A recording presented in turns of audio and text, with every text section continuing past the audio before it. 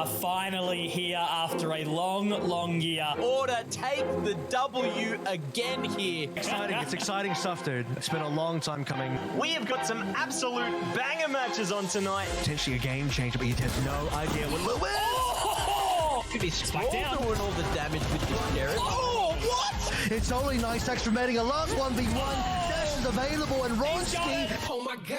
You got to use your talent to show that you're better than them, not your ego. Clutchy, he's got Disco lined up. There it is. I think my entire team is probably better than everyone else on any other team. Tux and Disco locking it down right now. They don't even phase him yet. Gonna be ticking it to halfway there. They'll play into a T inside, ball through. Where does Shuckle go? Scroll needs this. Scroll needs this, and he will find it. Mac, that might have been one of the most impeccable aces I've seen.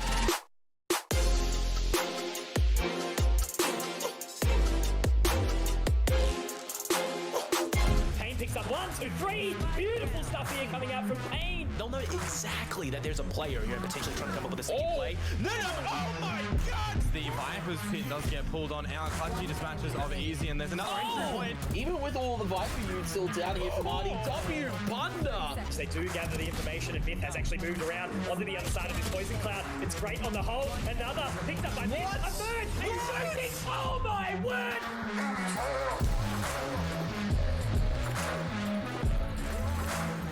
Ladies and gentlemen, welcome back to day 3 of games here at the VALORANT Oceania Tour. Of course, I'm your boy Mac, and I'm joined by the wonderful, the extravagant, the beautiful, the magical, the majestic stallion that is Pilski. How you doing, big fella?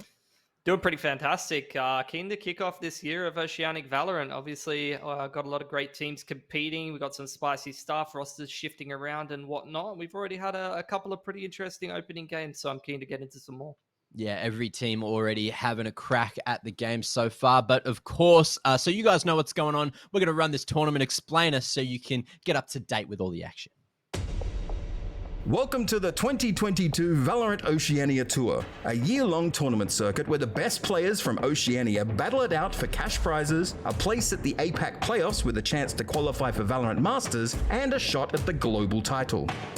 Teams can compete in up to 2 stages, consisting of open qualifiers, a regional group stage, and playoffs, each with their own AUD $25,000 prize pool.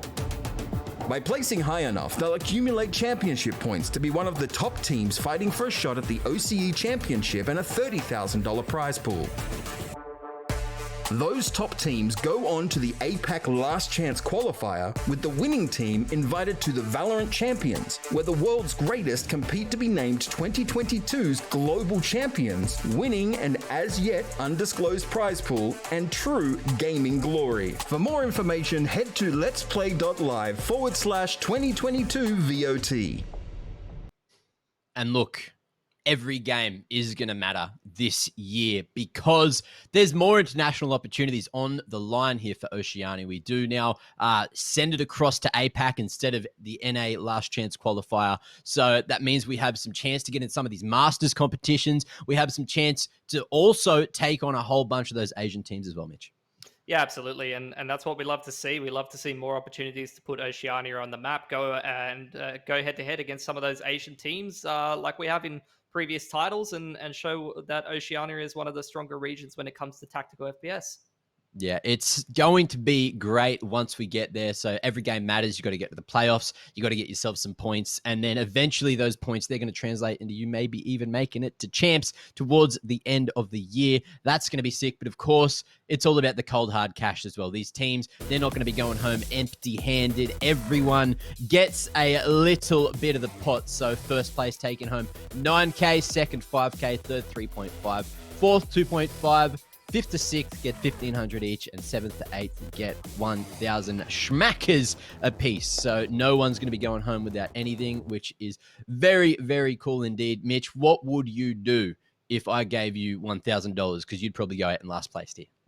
Yeah, I probably would. I think, I'd love to share some of that $1,000 with the other 4 players on my team, and then maybe I'd take a little bit of it and take you out to a nice dinner, Mac. I think it's good to see that obviously there is a nice prize pool distribution all the way down into the 8 teams.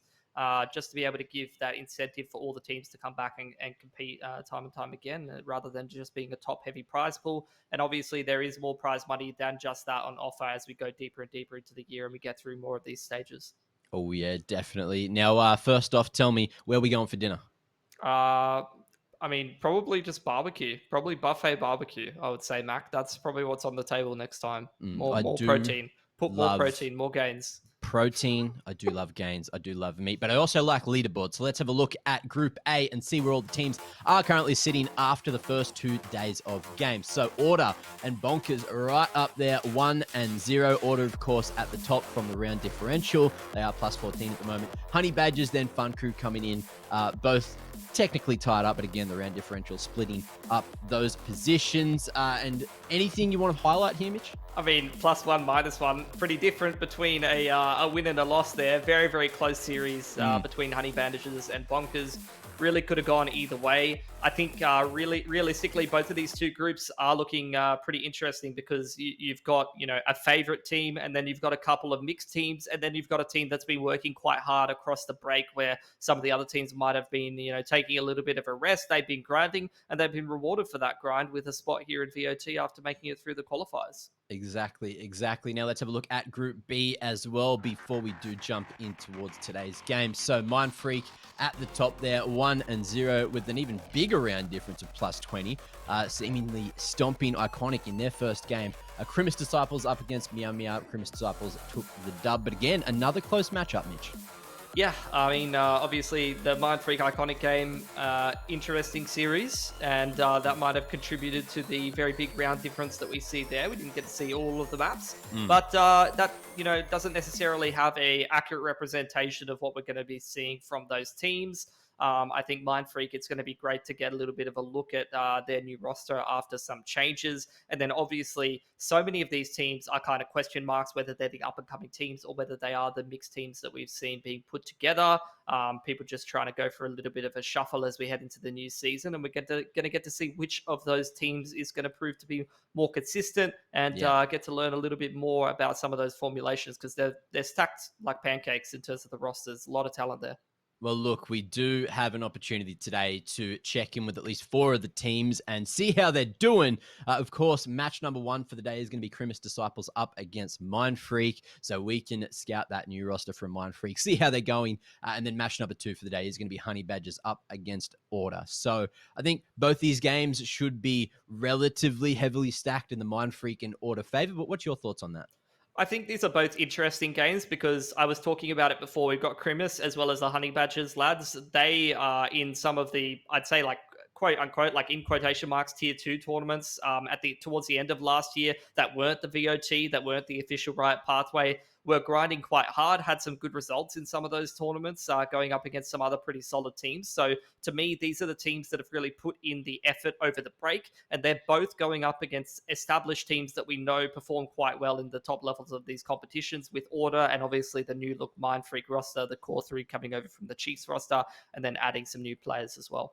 Yeah, well, we do have to start talking teams for match number 1 of the day. So let's throw up the Crimis lineup and have a quick chat about what this roster can do. There's some names here, mostly Cloxy and Myth. They've been around for a damn while now towards this point of the scene. But are there any more names that sort of stick out to you here, Mitch? I think this team is reasonably well-rounded, and they play a pretty good brand of Valorant. I think they all have some play-making potential. So I think this is a team, to me, that says they have solid structure. The individuals are all capable of putting some decent plays together, or even have that pop-off potential. So for me, it's less about an individual is going to be hard carrying them to victory, as opposed to, like I said, they've been grinding it out. They've been putting in a fair amount of effort. And I think the consistency shows over the tournaments previously, as well as them now making an appearance into this VOT. This is their chance to really take that next step and actually try to take maps off of, or series off of, some of the top dogs in Oceania. And this is one of those opportunities because Mind Freak, of course, coming in with that core 3 from Chiefs from last year means that they are a force to be reckoned with. Of course, you do have Wat and Soju joining the likes of Sicko, Tensai, and Oronsky here. And of course, Ronski's in the game. So I'm going to be looking at this man to maybe put some pop-off plays in front of our faces.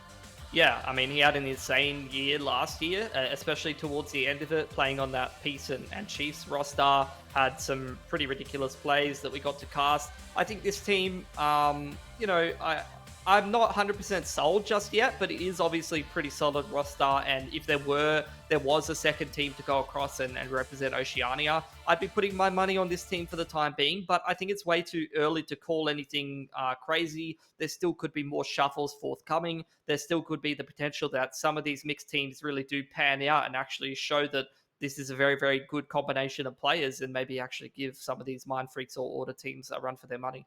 Well, look, we do have a head-to-head here as well. You, Mitch, have handpicked these two players in particular. I believe you were also highlighting Ronski's mullet at one point. Why is that? It's glorious. I mean, I'm really looking...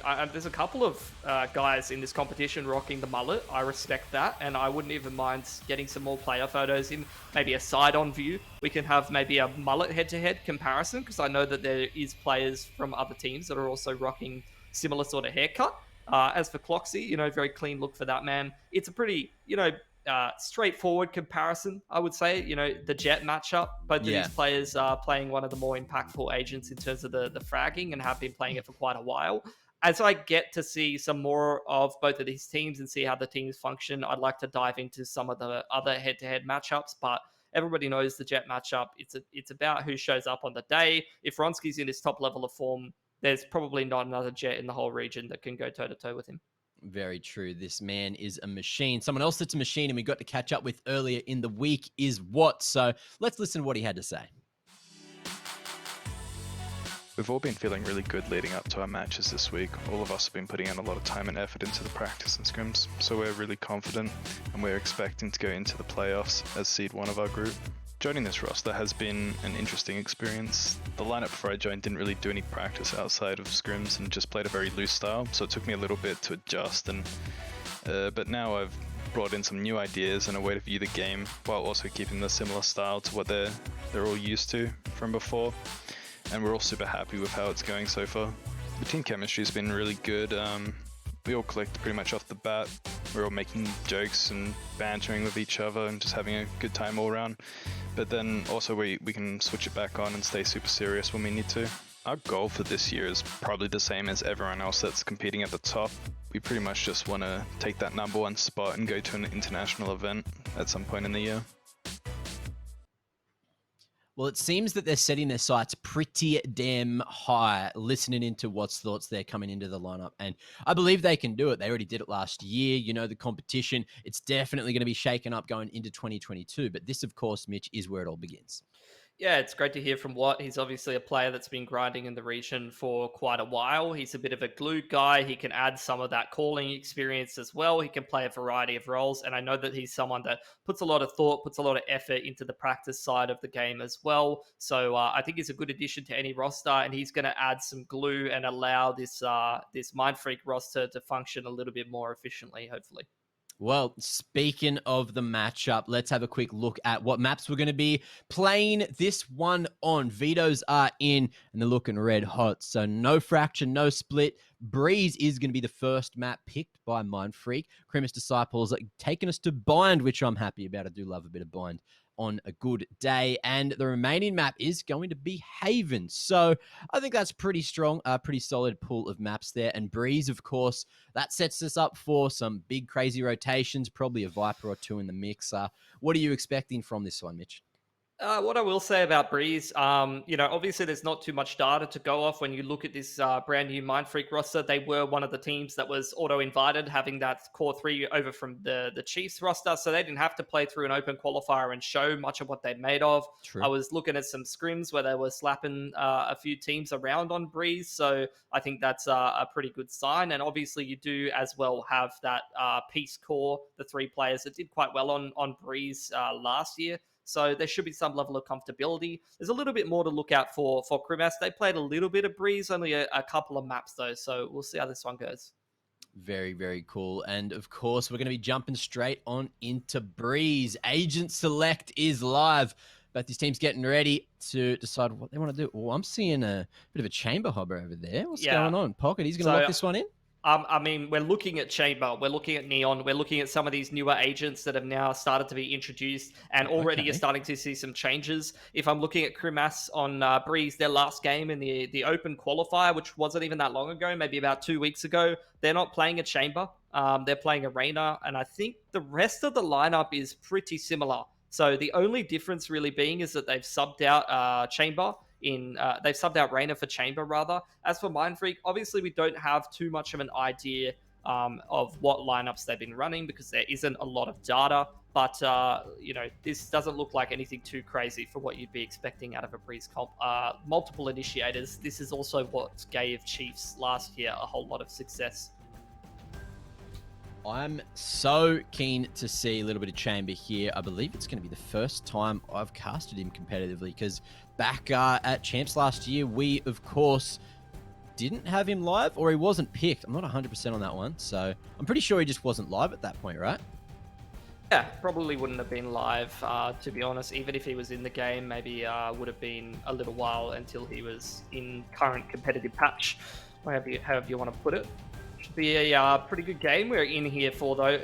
For anybody who's not familiar with these teams, obviously we've got one of our favorites, one of the top teams in the region, in the boys over on Mindfreak, coming through with that Chiefs core. But Krimas Disciples are no slouches at all. They've been putting in a lot of work, a lot of prac, playing a lot of these extra tournaments that are not part of the official Riot circuit.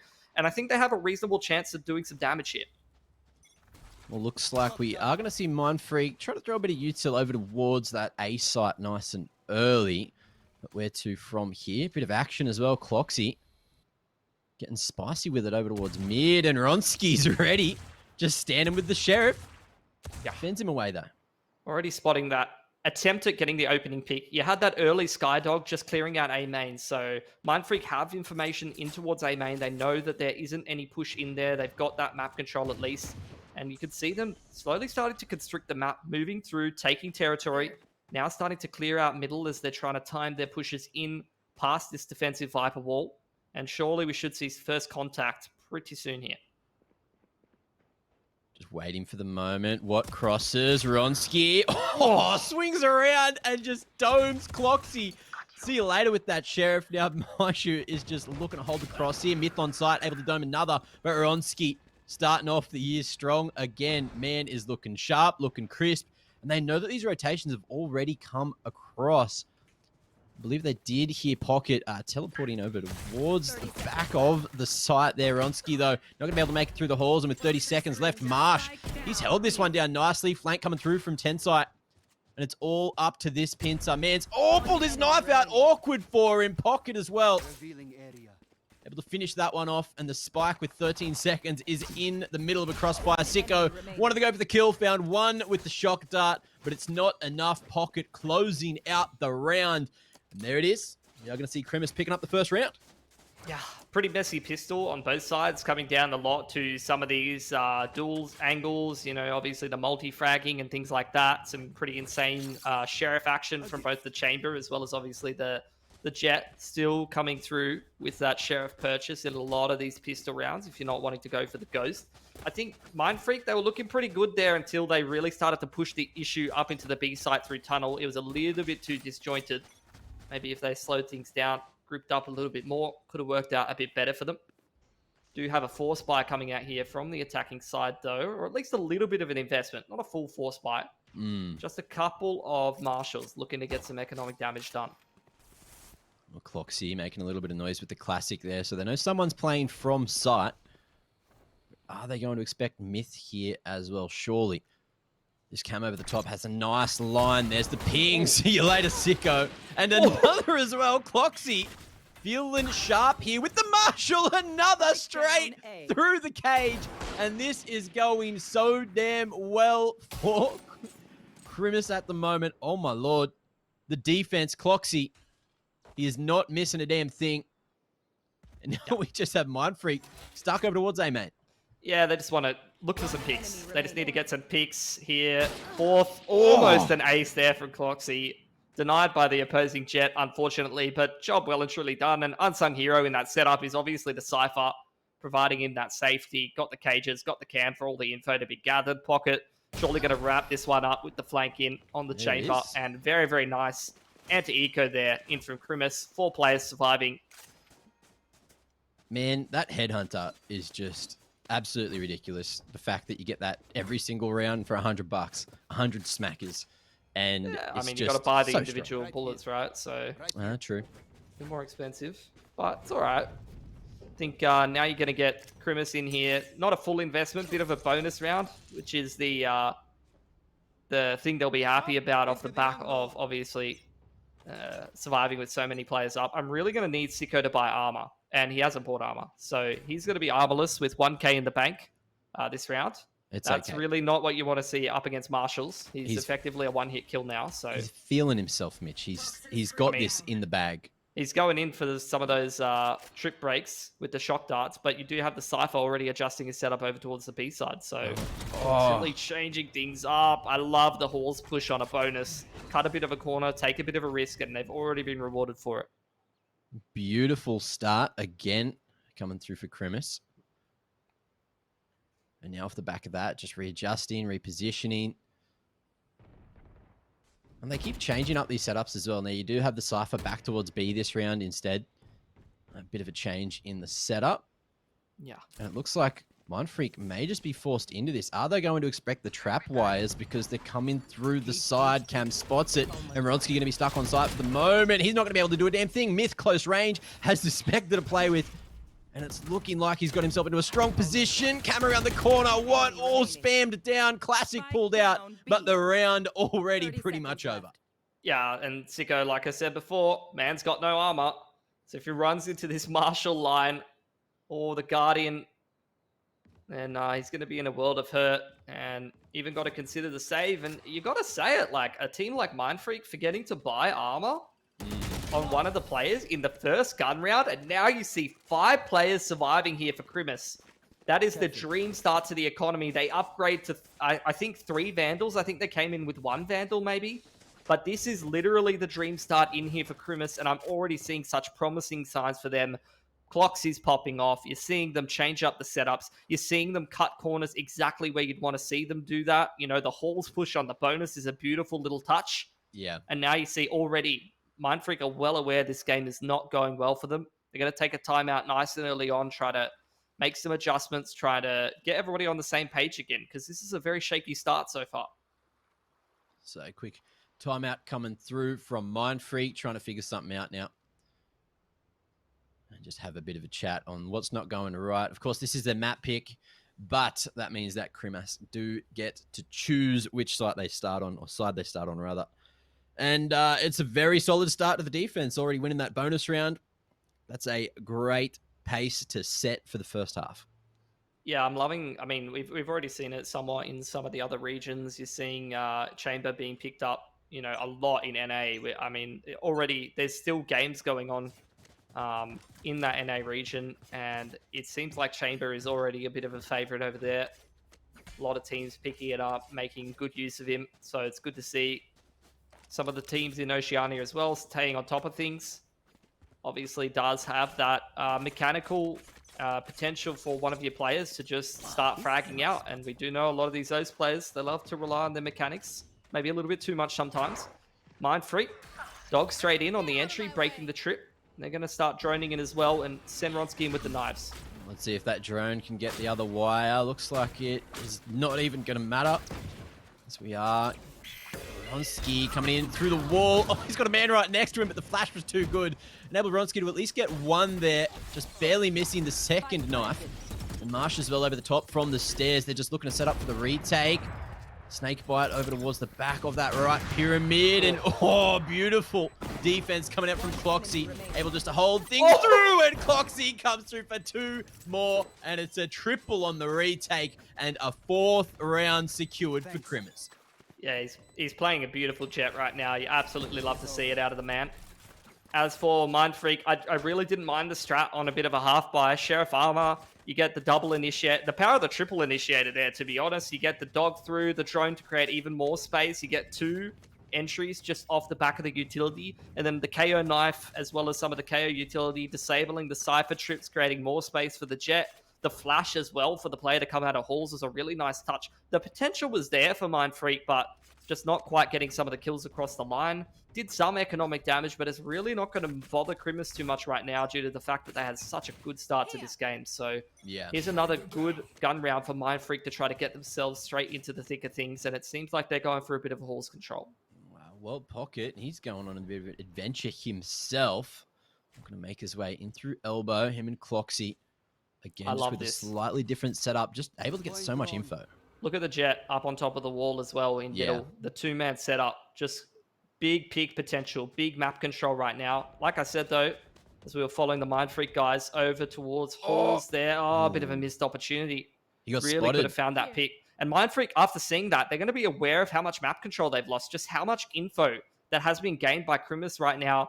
Toxic Orb being used to try to deny them that info, trying to make it look like maybe there's a bit of a rotation happening over towards B, but Mindfreak going to keep things simple, starting to kick off a push towards this A site off the back of the Seekers.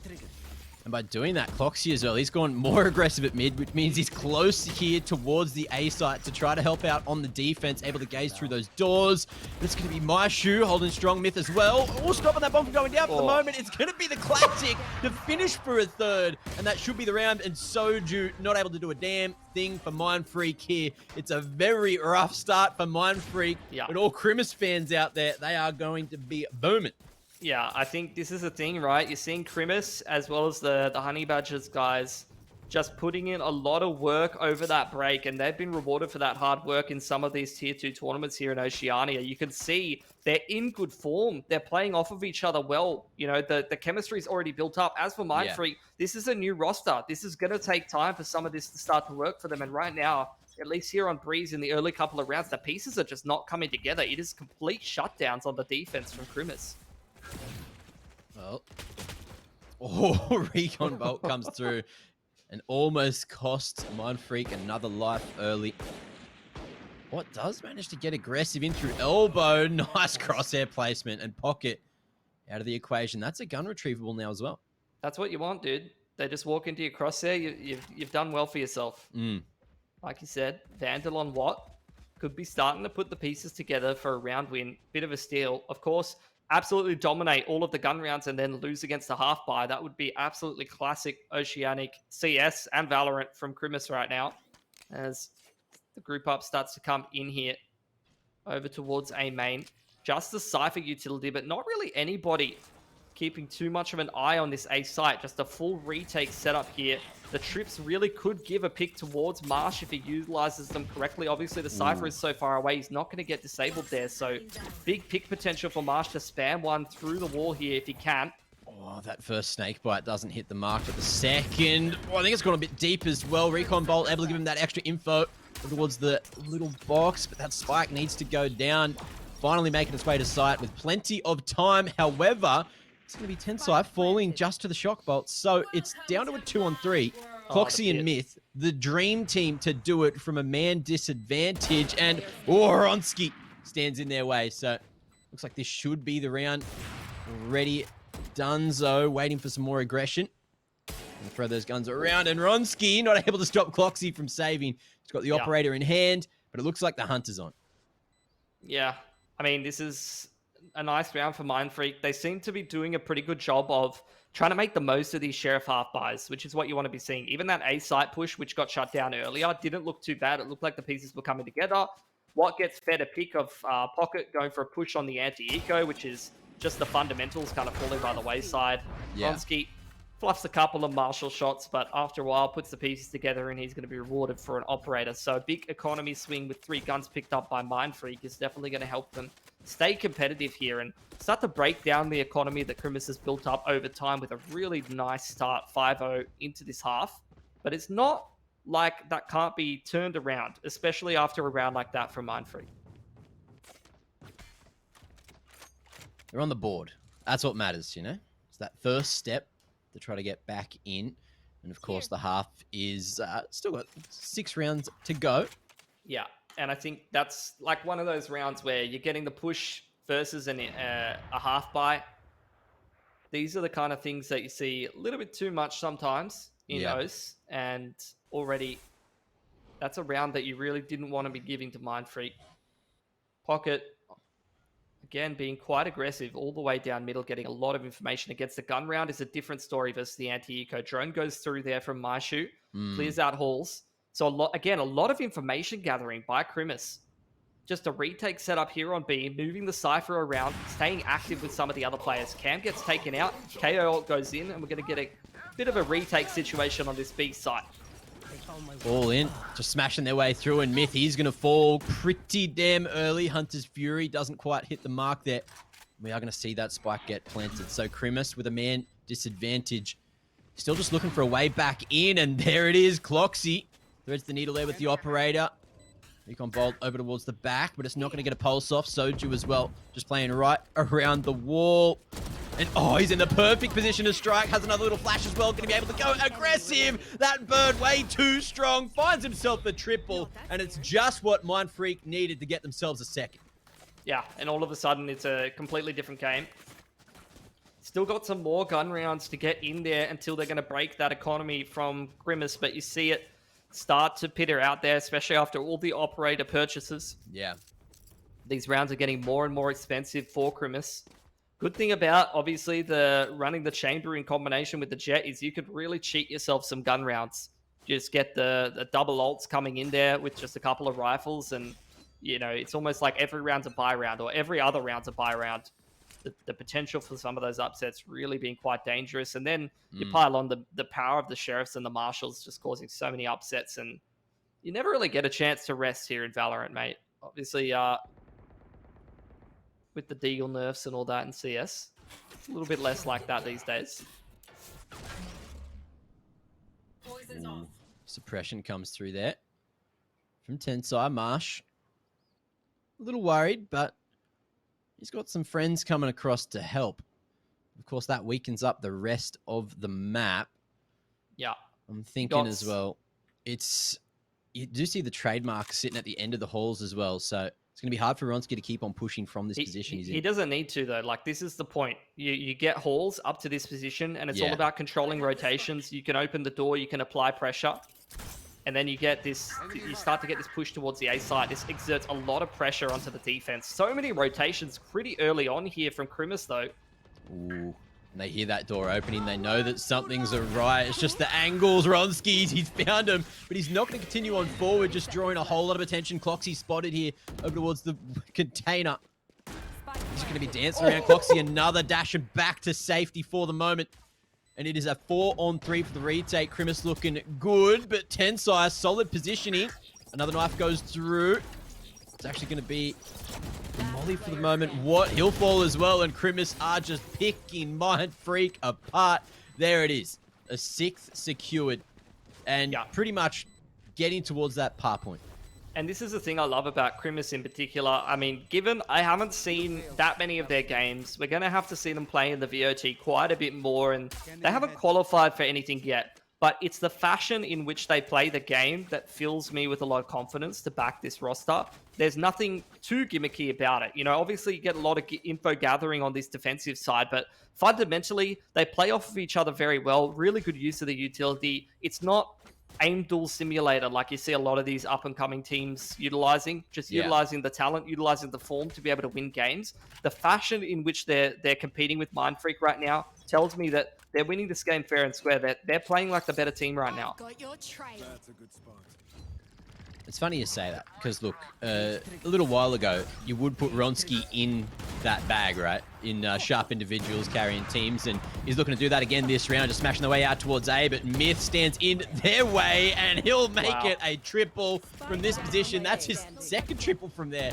I'm pretty sure flank coming through, or defense rather, coming around the back from pocket, and that was just a great hold on the A side.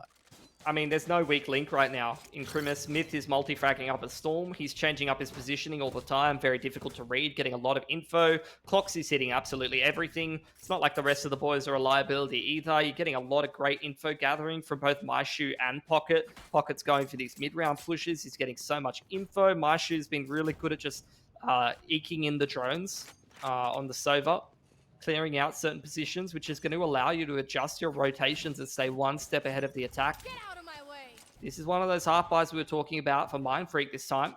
Jet knives, handful of vandals. Pocket, again, a mid-round push. So much info. Ronski trying to take first contact there, and he's going to find it. Beautifully done. Just skedaddling back towards bottom mid.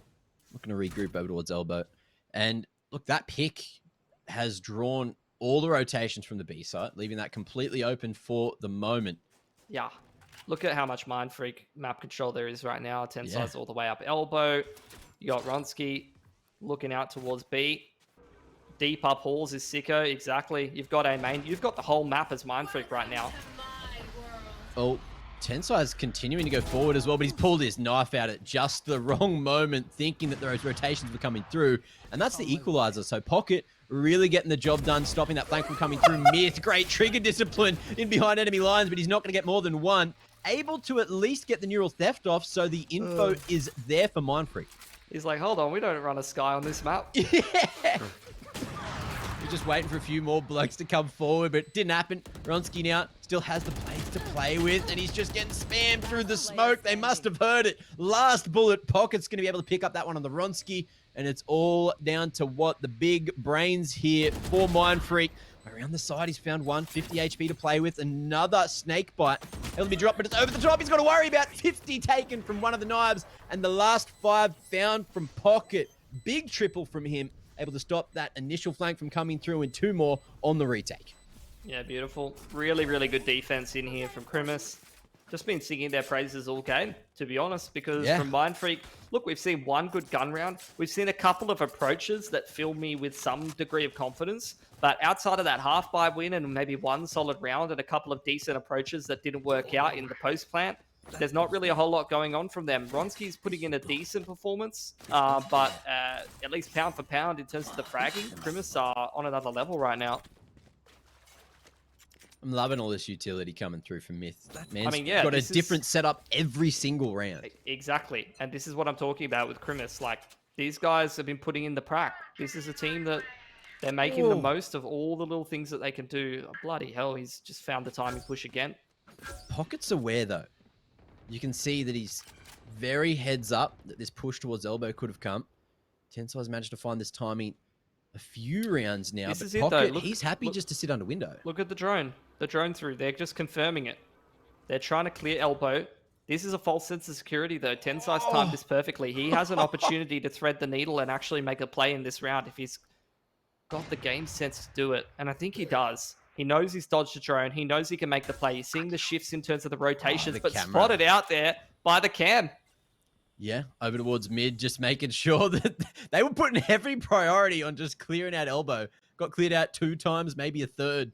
And then the cam finally spotting that lurk through, but Pocket unspotted. Cloxy watching across the top, and it's a solid crossfire to come through. TP coming through just at the right moment with a bit of extra info and a 2-man advantage here for Krimis. This is going to be so hard for Mindfrew to get back in.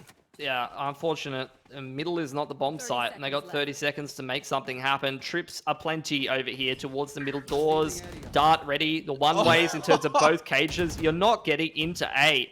You can't leave middle right now if you're Mind Freak. No gap in the defense at all until Cloxy misses a shot, but with 14 seconds, I don't think it's happening. Yeah, there's not much time to get to sight. Pocket able to hold the cross as well.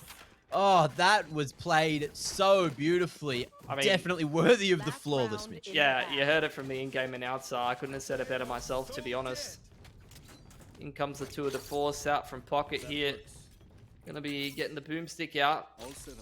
Haven't really seen him use it at all so far, but the double op is obviously something that presents a little bit of a change-up. You get that Chet op in combination with the chamber. You haven't seen, I think since early on in Valorant, obviously very, very early on, there was some degree of double opping happening, but until chamber came into the game recently, weren't seeing as much of it.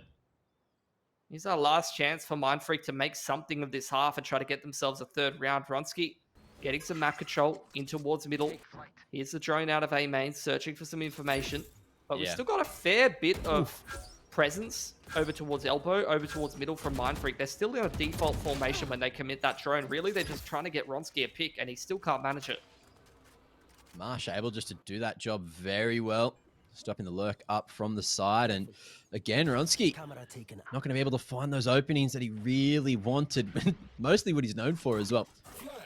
Let's see if anything changes now. Underarmed flash across the line. Tensai able to make it a broken wall. Can't fight Myth, though. And now Cloxy's still here, able to lend that helping hand. Recon Bolt comes through. Cloxy deals with it.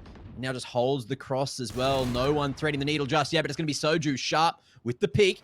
And they know that Myth is still here, hidden at the back of sight. Another man around the corner.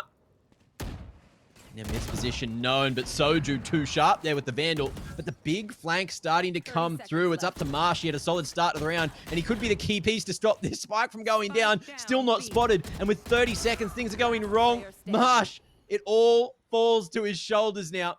Sicko seems to be aware with that wall up. Eyes on the prize, and he's looking the wrong direction. One bullet will do it, and Sicko picks up that third. So it is going to be that 9-3 half. We are going to see Mind Freak manage to pick up a third. Yeah, they just really haven't woken up in this game at all. Pieces are not coming together for these lads. Krimis really just running away with that defensive half, but you have to say, you know, the Cypher, the Chamber, it seemed like they were very, very well organized. Their defense had all their ducks in the row. There were so many opportunities where they just had everything covered. They were adapting very well. That might be one of their strongest halves. Let's see a couple more halves of this series before we get too carried away about Krimis. But if they continue this form, this is not going to be a series. Like, they will just run away with this 2-0 if they keep playing like this. Well, it is Australia, so, you know, swapping map picks is definitely what we're used to over here. However, new pistol round, new chance for Mind Freak to try to get back into the game, but it's going to be Cloxy here, just leading the charge. Spotted over the top now, and Tensai going to be stuck here at Broken Wall. Has to fight for his life, but he's not going to be able to pick one up. It's the Bronski coming in on the flank for one, but again, Watt able to get his single kill. Back to the 2-on-2 we go. A Sicko has done it long range, running the cross, just trying to get some RNG with the classic now. And the spike, it's been retrieved. They're just worried about the flank for the moment, but Maishu getting that down, Cage as well to enable him to fall back to safety, but Soju edging forward so perfectly, and it all falls down to Myth here, who's going to be able to pick one more up. Oh, sharp onto Soju. Myth with the triple on the pistol, and Krimis could not ask for more here in the second half. He's just had so many impact multi-frags. Like, the impact from Myth right now is unbelievable. Holding down those sights on the defensive side, immediately into attack, you know, where you'd expect the Cypher to be a bit more info gathering, maybe have some impact on the lurks. He's already just multi-fragged up a Storm in the pistol, and that might be the nail in the coffin here for Mind Freak. They're going to go for a half bar, not a full investment, so they're still leaning on that gun round, but they just do not have much space here in this game. Where's that cam looking?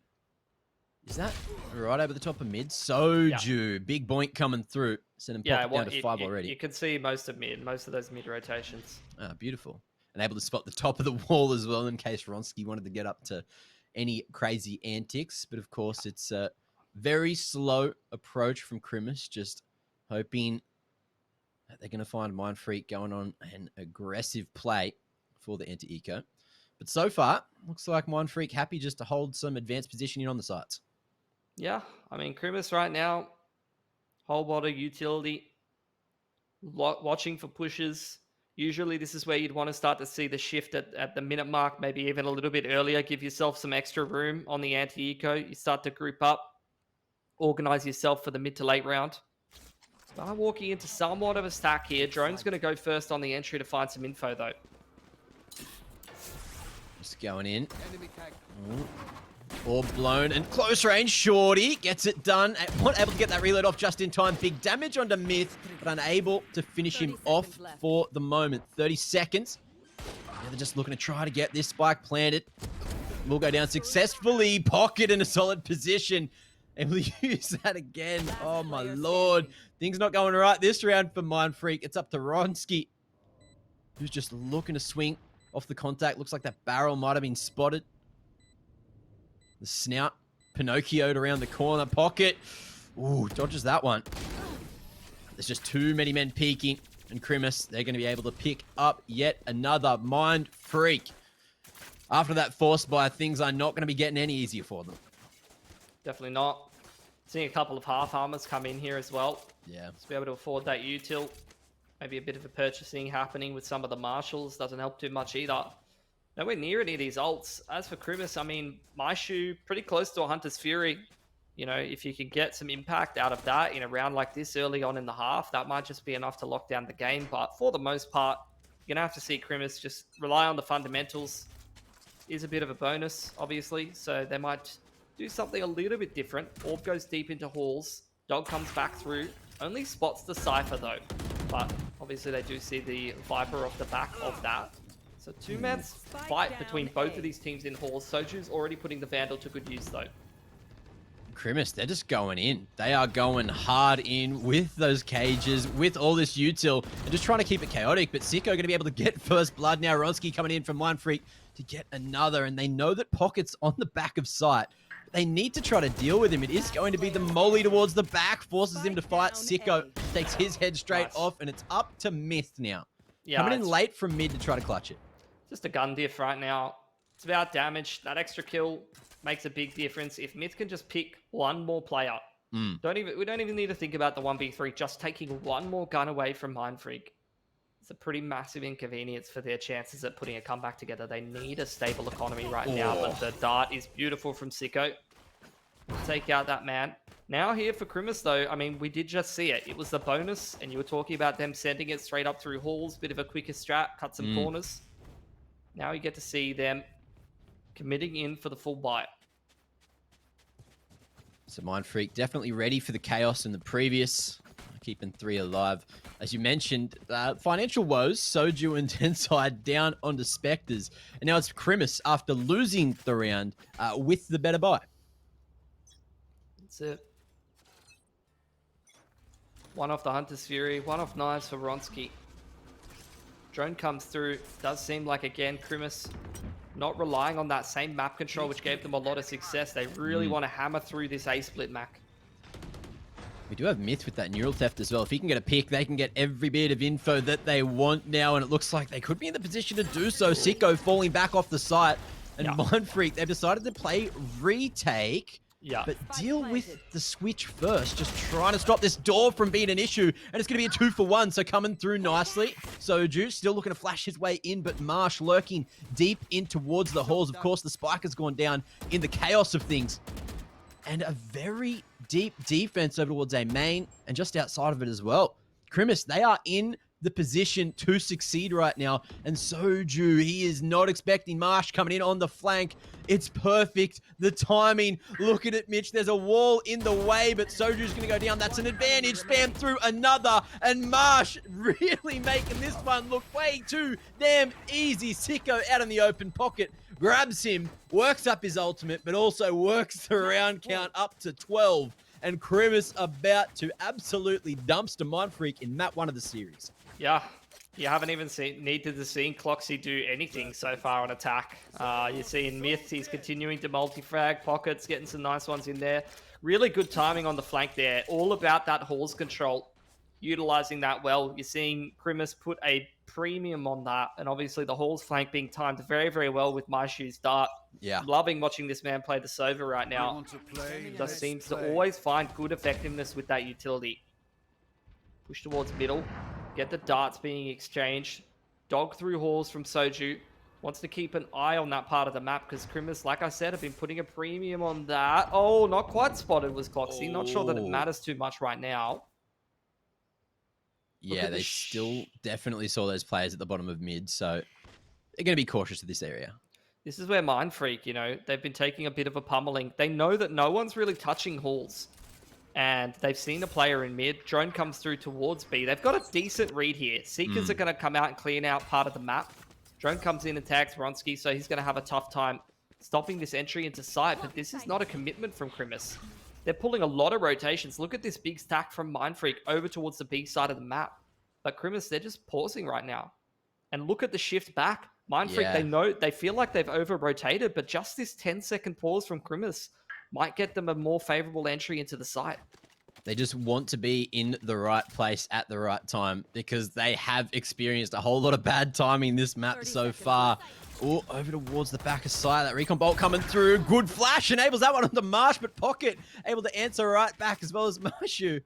And that's the B site found. A 3-on-4 for the retake. Make it a 2-on-4 because Cloxy, he's still standing and dominating over towards mid now. Both of the Mind Freak members are having to make their way in through CT.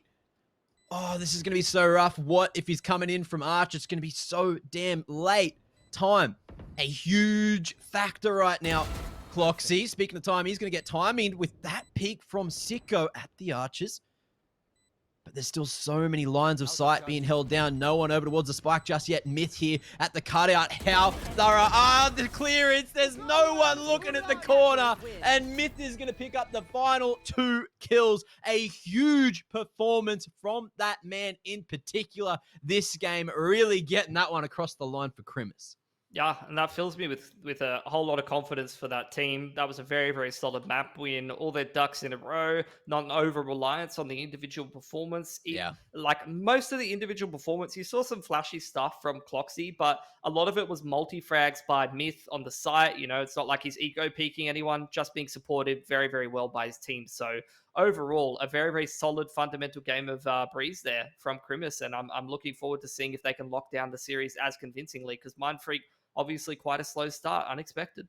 It's just one of those games where anything could happen, reverse sweep on the cards, but also the prospect of a 2-0 is just one map away. And of course, that map is one ad break away. So we're going to see you just after this ad break for map number 2.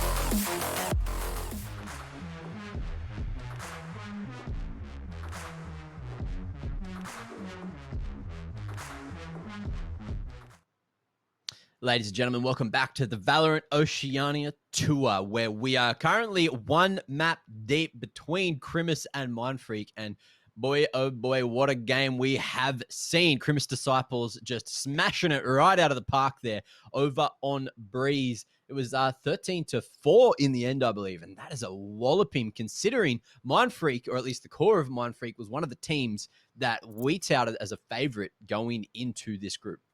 Yeah, absolutely. I mean, obviously the core of the team had a fair bit of success last year. You'd argue even Watt had a fair bit of success last year playing on Mindfreak, and then the only player that's just a bit of a question mark, obviously being Soju coming across, changing games. Yeah. I think, you know, it's pretty obvious that's quite an underperformance from Mindfreak. I wouldn't expect them to go through the rest of the tournament playing like that, but it's a worrying sign seeing that being their debut on their map pick. Crimis looked very, very warmed up, very pumped up. The individuals multi-fragging up a storm. And obviously, like I said before, they are the formed team right now. They've been playing tournaments. They were playing those last couple of tournaments towards the tail end of that last year that some of the other teams were skipping, like the Tier 2 LPL tournaments that were put on, Legends and Winter and all those ones. These guys have been on the grind. So I think they're being rewarded for a lot of that grind, like I said, whereas Mindfreak are somewhat of an unknown sort of bunch. So we'll see how those pieces come together, because obviously the formula for success in different lineups has been there for those guys.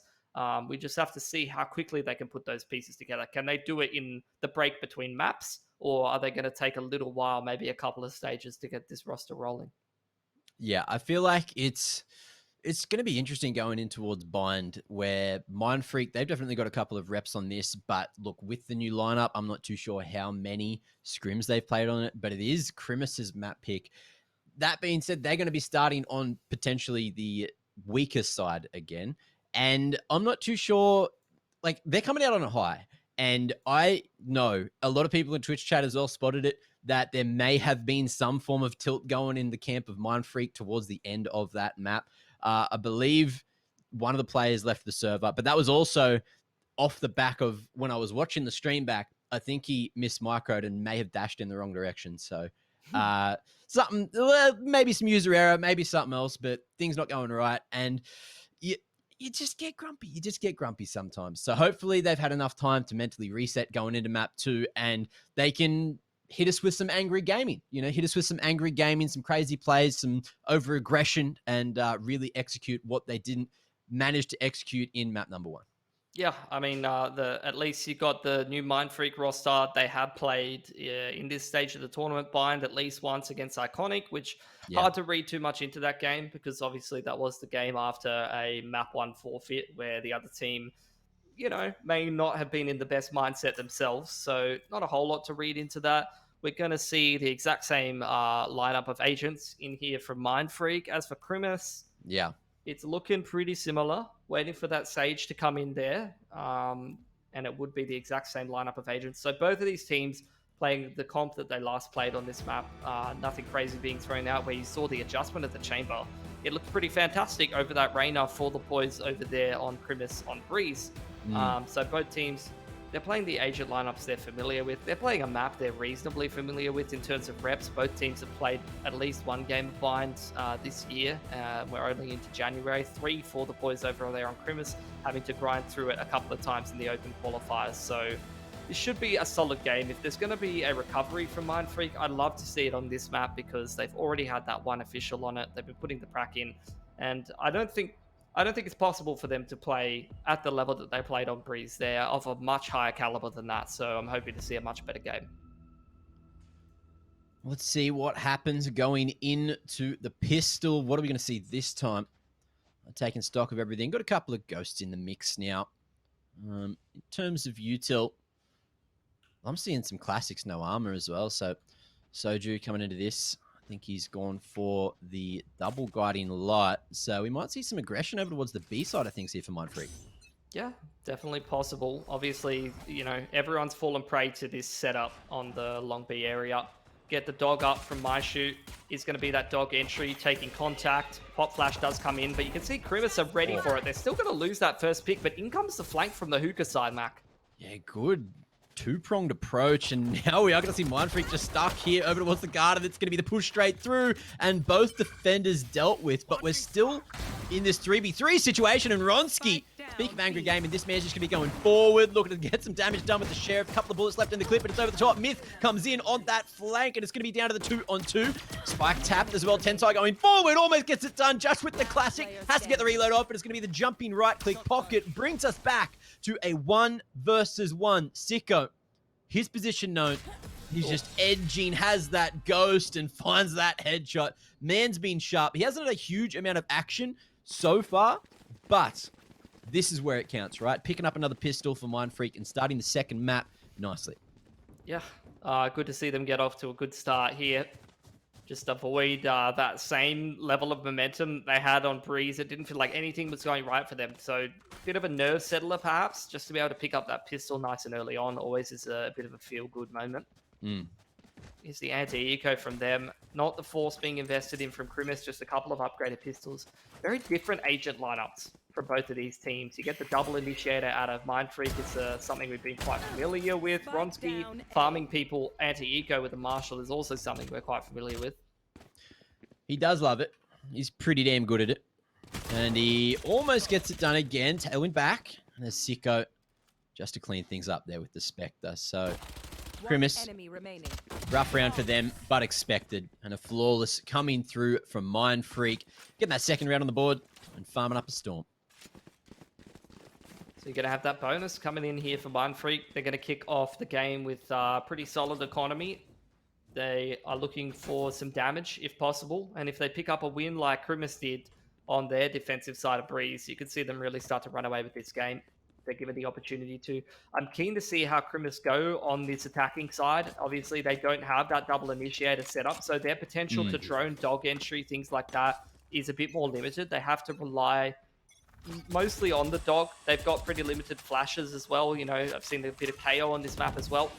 Going to start off the contest with the Raze. Trying to contest Hookah, but utility from both the Viper as well as the Astra is going to stop Krimis being able to take that part of the map. Drone through the TP. Spotting out what's happening in middle. You can see Krimis pretty heavily set up around middle, applying pressure towards B. Yeah. But after being contested by that utility, they're starting to explore the other areas of the map. The shift from the brim towards bathroom. And it seems like it's going to be a play towards 8. Just so much information denial coming out from that Viper setup over towards the B site.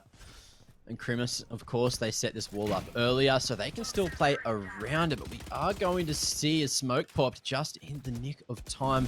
Decay there for the moment, and it is going to be the TP straight back, but how's this util? It hasn't been used for a moment, so there's plenty of gas for Tensai to play with here. He's got the back of sight set up, Sky as well in the corner. Just a matter of time. It's Soju has to break that wall. His position known draws attention, but it's going to be a 1-for-1. As Tensai falls, that means the Viper util's not going to be there for the retake at all. Guiding light around the corner, and Mindfreak, they're looking to fight this close range pocket, not going to be able to get a second, but Marsh was right next to him. Great trading, great spacing, and the spike yet to go down. But is there going to be an opportunity? Ronski looking to stop this all on his own, trying to feel it. He's got the connection for a second. Ghost going forward, trying to isolate the fight, finds a headshot. And this is just classic Ronski coming through. Oh, but Marsh stands in his way, and it is going to be Krimis picking up their first round. You saw the Marshall bullet just slightly to the right of the noggin. Not quite. It's really good damage, though, for Mindfreak on a round like that. Bonus coming in, taking all but one gun out of the hands of Krimis is really going to limit what they can invest in this round. If they want that util, they're going to have to go down to the Spectre and the Bulldog. Otherwise, they're playing light armor and pretty limited util. Pocket's been multi-fragging a little bit, so he's already got the rocket ready to go. Wouldn't be surprised to see a set piece towards A pretty early on and him try to make some opening happen. Well, here it is. Right off the back of the Trailblazer. There it is. Trying to come in, but again, the gravity well, it stopped it. Ronski not going to be able to find the right man, though. It is Cloxy falling. Pocket. Paint shell in his way. Towards lamps there and just waiting. Great Viper util just to slow this one down. Stop the spike from going down for the moment. Sicko, here's that tap. Looks to come in for a bit of a spam off the back of it, but everything's slowing down. Yeah, this Viper and Sova duel going to be quite important towards bathroom unless they just hit the TP. is just a fake, though. They've drawn the rotation from Watt across on the Astra over towards CT side. You can see some info gathering here for Soju, trying to get a bit of an idea on what's happening. But the space being occupied by Myth. You had the Sova in bathrooms before, but it has fallen back, and that space has been stepped into. Beautiful little maneuver. It's just Tensai over here towards U-Haul. Okay. And where to from here? Tensai back out into the corner. Mayor's just going to be fighting for the round himself, but he's not expecting Myth coming in from the side. He's found himself a timing under heaven. In that earlier pick. Things slowed down again. Myth, he's just going to be popping the ult very early on, just in round 4. Pits in play. Snakebite in the way. He's looking to continue taking a fight now, just waiting for the perfect moment. Man's vulnerable, but he's going to go forward. Fighting for this one. Snakebite straight onto the spike now. And he knows Soju can't stick it. It's the wrap the whole way around now. Myth. Oh, can't get it done. And it's Soju coming in clutch to find himself a third. What a play. What a damn play. Now, Yeah, a lot of push and pull that round, eh? Like, you can see already, Krimis are really keen on just pushing and pulling around with this TP, running the fakes. It's definitely worked out in theory, but just not really converting the rounds right now. Mindfreak coming in a little bit more clutch. You saw another forward dash from Ronsky there, just throwing his life away to the Raze ult instead of dashing backwards. Unfortunate. Let's start this party. just a whole lot going on. And that investment as well of the Viper's pit almost got it across the line. However, at least big financial damage was done to Mindfreak. So we'll see if Krimis is going to be able to do anything here just with a couple of pistols. A little bit of util to play with. Again, a whole lot of players to get past, and that Bulldog is the job done for one. Getting a lot of Astra utility thrown in here. Wall comes across, and the plant is going to come through. But already you're seeing Krimis losing quite a few of these players. So really, objective kind of shifts to just trying to damage as many of these Mindfreak players as they can. Take some guns away before they complete the retake. Oh, and in they come. Little gap in the wall is enough for Ronsky to abuse it, going straight through. And the man is hungry for a couple of eco kills. Get those blades online. And there you have it. Easy retake. Flawless round coming through from Mindfreak to find themselves a fourth. And a much better start to map number 2. Getting that lead nice and early. Yeah, economy's not looking too bad either. Sitting at 2+K on a bunch of the players. Obviously, a couple of subpar weapons in there, but the operator might make up for that a little bit. A couple of these ults coming through. One off the Hunter's Fury, but obviously the Cosmic and the Seekers will really help some of these retakes out. Seekers on the other side, obviously will really assist you in reading the setup and just facilitate the entry into the site. Brimalt as well, very good at just clearing some of these positions. Map control and fight over bathroom here. Only the Sova really contesting it here, trying to go for a spam through the smoke. Not a full commitment in towards holding that bathroom, but really just trying to give Krimis a bit of pause for thought. Well, they're thinking about holding their ground now. Oh, drone. Don't know if it spotted Cloxy there. It was definitely trying to. Grimalt going to be utilized just to filter out the end of the bathrooms, and it's the push from Krimis all the way to site. Walls up. And Seekers in the way. It's going to go straight through that wall, though, which does get banked. And there's just info going everywhere. No one knowing what to do with it, but we do have this spike getting planted without any casualties. I say that. And Sicko's going to find one on the exit. Myshoot couldn't get back to safety. And the numbers, they're there for Mindfreak, so they're looking just to push forward, trade out, try to find a timing. Speaking of timing, Myth, he's just gone both ways through the smoke, gets in behind enemy line, spots a third, he'll go forward to fight, and gets himself a triple. Big play from him, but is it enough to pick up the round? What now? Tapping. Just looking to play around the smoke, not spotted. Oh, he's gone right past Brim! Pocket out of the equation. And there's still enough time to clutch, but he's got to go back into the smoke, and Marsh was already holding his ground in there. So the Brimstone coming in clutch, and a second found for Krimis. I mean, that's just incredible from Myth. He's just been so instrumental for Krimis in this series, hasn't he? The multi-frags in some of those important situations, whether he's on the defense and he's playing that sort of site defense, some of those multi-frag angles, or even in the post plant, it's the same sort of skill set, right? You're playing around smokes, utility, you're playing around some of the cover as well. Just picking your right timings to push and anticipating the peaks. When Bronski, speaking of peaks, man is going to be taking that first blood with open arms. Yeah, you didn't see any of that in that first map. And that's a big win condition for any team that Ronski's on. So once he starts warming up, once he starts hitting some of those shots, it's going to make your life a whole lot harder. And this is what I was saying.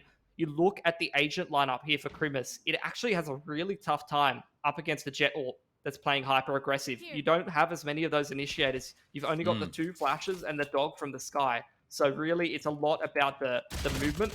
Ooh. Mid-round push actually gives the pick back towards Krimis. So they might try to get this res off, and that will leave them with a man advantage here. Oh, but Ronski's still here. Free kill on the line, and he's going to take it. But at what cost? Man is so damn low now. Within an inch of his life. Myth as well off the back of that contact. Starting to put a bit of pressure back towards A, waiting for the wall to go up just so he doesn't have to worry about Heaven.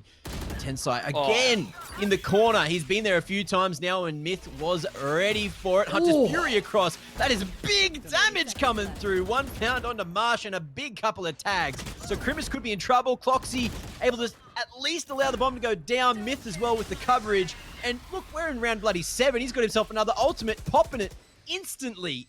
And Krimis, they're looking to get back into this round. Just the multi-frags you've seen time and time again. Ronski's so low. Reload. Going to reveal his position. Sicko trying to find an angle. They actually double push through the Viper's pit. Sky very low right now. Bloody dangerous as well. And we are going to see Maishu now left in a 1-on-2 here. Flash around the corner, but it's fake. He's just let it happen. Sicko spotted. Big clutch coming through in the 1-on-2. And Krimis find themselves a third. Look to equalize as we head into round number 8. Absolutely huge. Just seeing Myth multi-fragging up a storm, having so much impact for Krimis right now. Even that pick over towards U-Haul was absolutely massive for them to get back in towards that A site. To be able to go in for that post plant.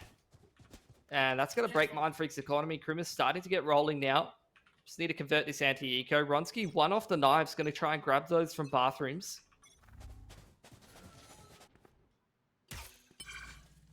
Yeah, he's got it. Recon bolt. More than enough information, but the guiding light, no follow-up. But he used it, of course, just to get that extra info. Numbers for Krimis over towards the B side of things. So they're going to try to beat the rotations, but the double TP and the fast flank all the way up B long is starting to come through. Soju may not need a helping hand, though. He's going to be doing it all with the Sheriff. Pocket. Vandal in hand, and he's got a Trailblazer coming. Can't destroy it.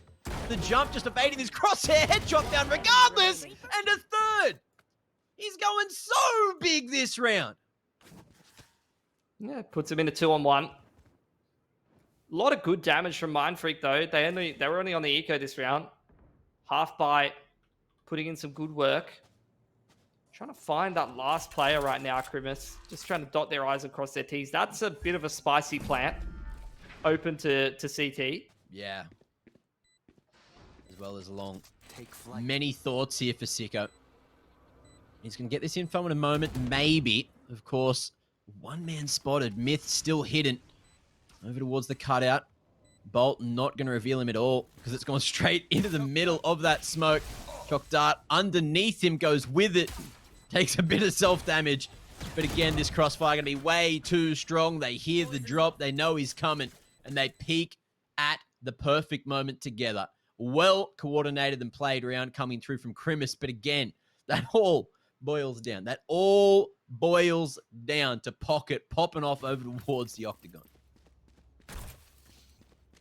Could have been a really dangerous round where you lose to that half buy, and when you're at low money situations like that, that could completely swing a half, right? I mean, it already has had some impact. You can see the economy a little bit more fragile of Krimis, but those half buys at low money situations can be the difference between who takes the half. Aggression from Ronski. It's exactly what we want to be seeing from him, but Myth's been pretty on point. He's not going to push the issue any further. Dog through bathrooms, creating space for Krimis, using that dog entry very, very well so far. But like I said, only on the single initiator.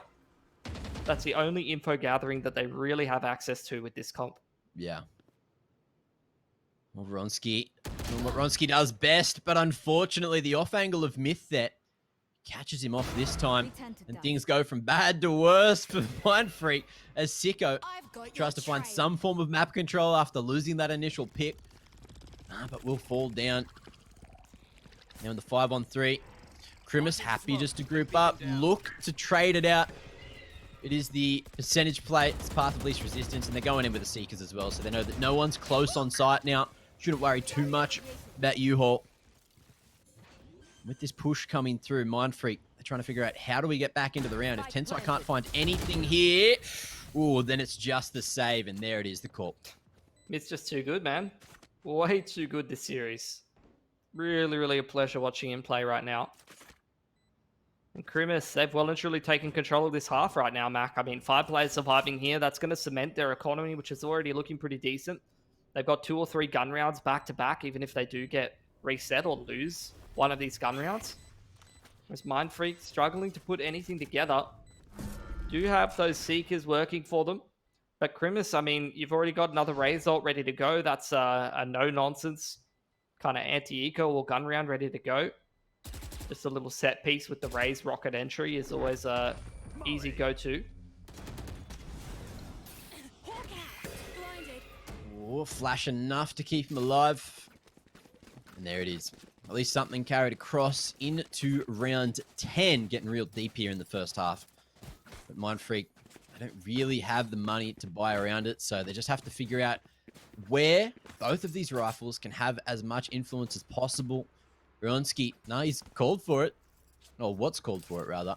The buy is coming through. We got a bloody Judge coming into play from Tensai. Oh, this round's going to be spicy. Absolutely. He's one off the pit as well. Playing over in towards that hookah side. Dog entry.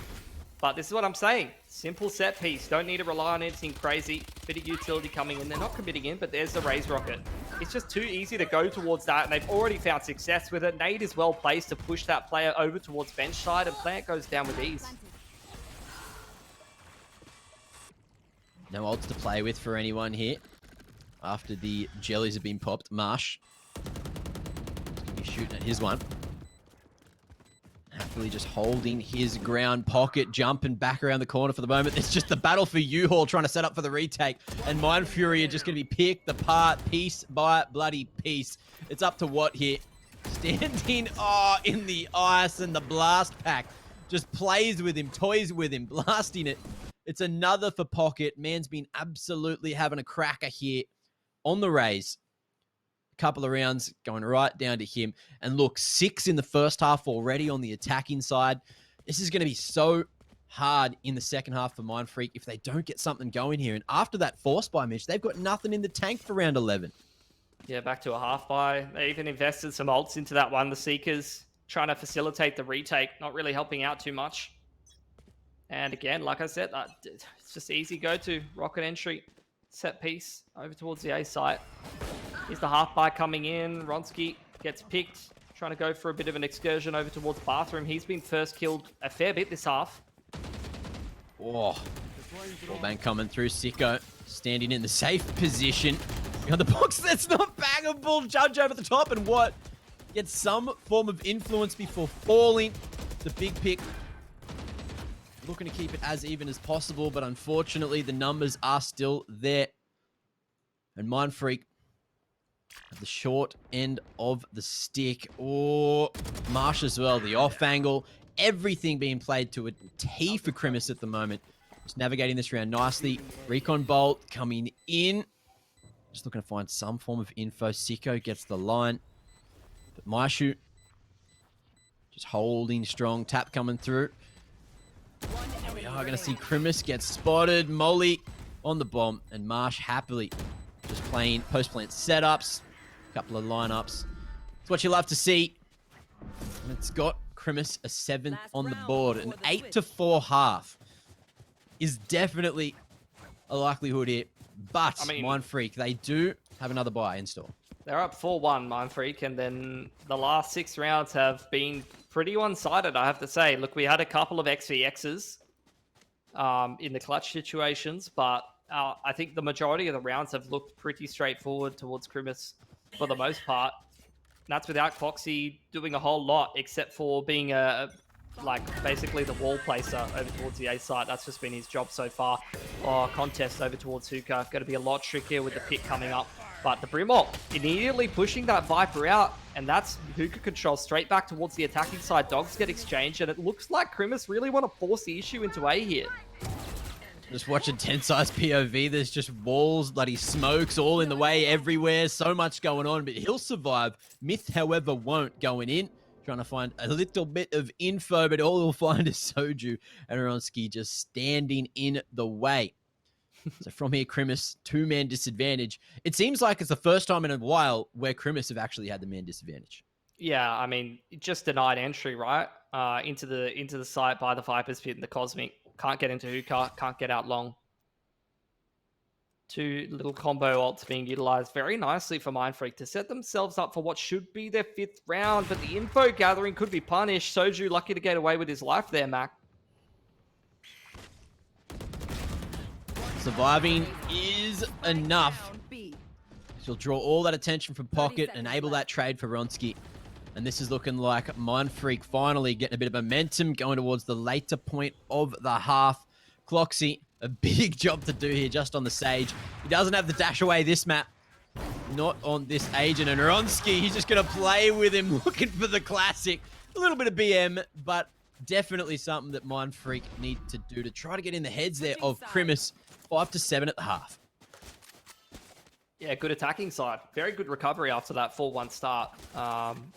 Look, Mindfreak, it's good to see them tack on that 5th there, just to keep it at a 5-7 half. Not too one-sided. Still plenty in there. Pistol either puts Krimis quite close towards the end of the game, maybe 2-3 gun rounds from it, or if Mindfreak take it, we got a pretty much neck-and-neck one. Does seem like it's going to be pressure towards both the extremities from these teams. Do have the 2-man set up towards Baths. You might even get a nice little wall off there and a bit of an orb farm, as well as that long setup there in from Krimis. Star going to be put down over towards that B side as well, and Trailblazer in. Of course, you got that lineup coming through, and it's all just a ruse. Ronsky falling, and Myth, he knows that no one else is here. You also had that flash right off the bat. Start of the round. Yeah. Didn't hit anyone. So they know Ender Bathroom's pretty cool right now. Tensai doing exactly what you want to see a Viper do. Orb as well as the wall, allowing him, as well as a Sova actually, to lurk all the way up into U-Haul. But I like this setup from Krimis. They're well aware that all of short is very dirty with that wall coming up. And they're just playing retake on that A site from Bathrooms. Soju throwing that guiding light right across the back of the truck, but no one tagged by it. You do see this double setup over towards the Bathrooms, though.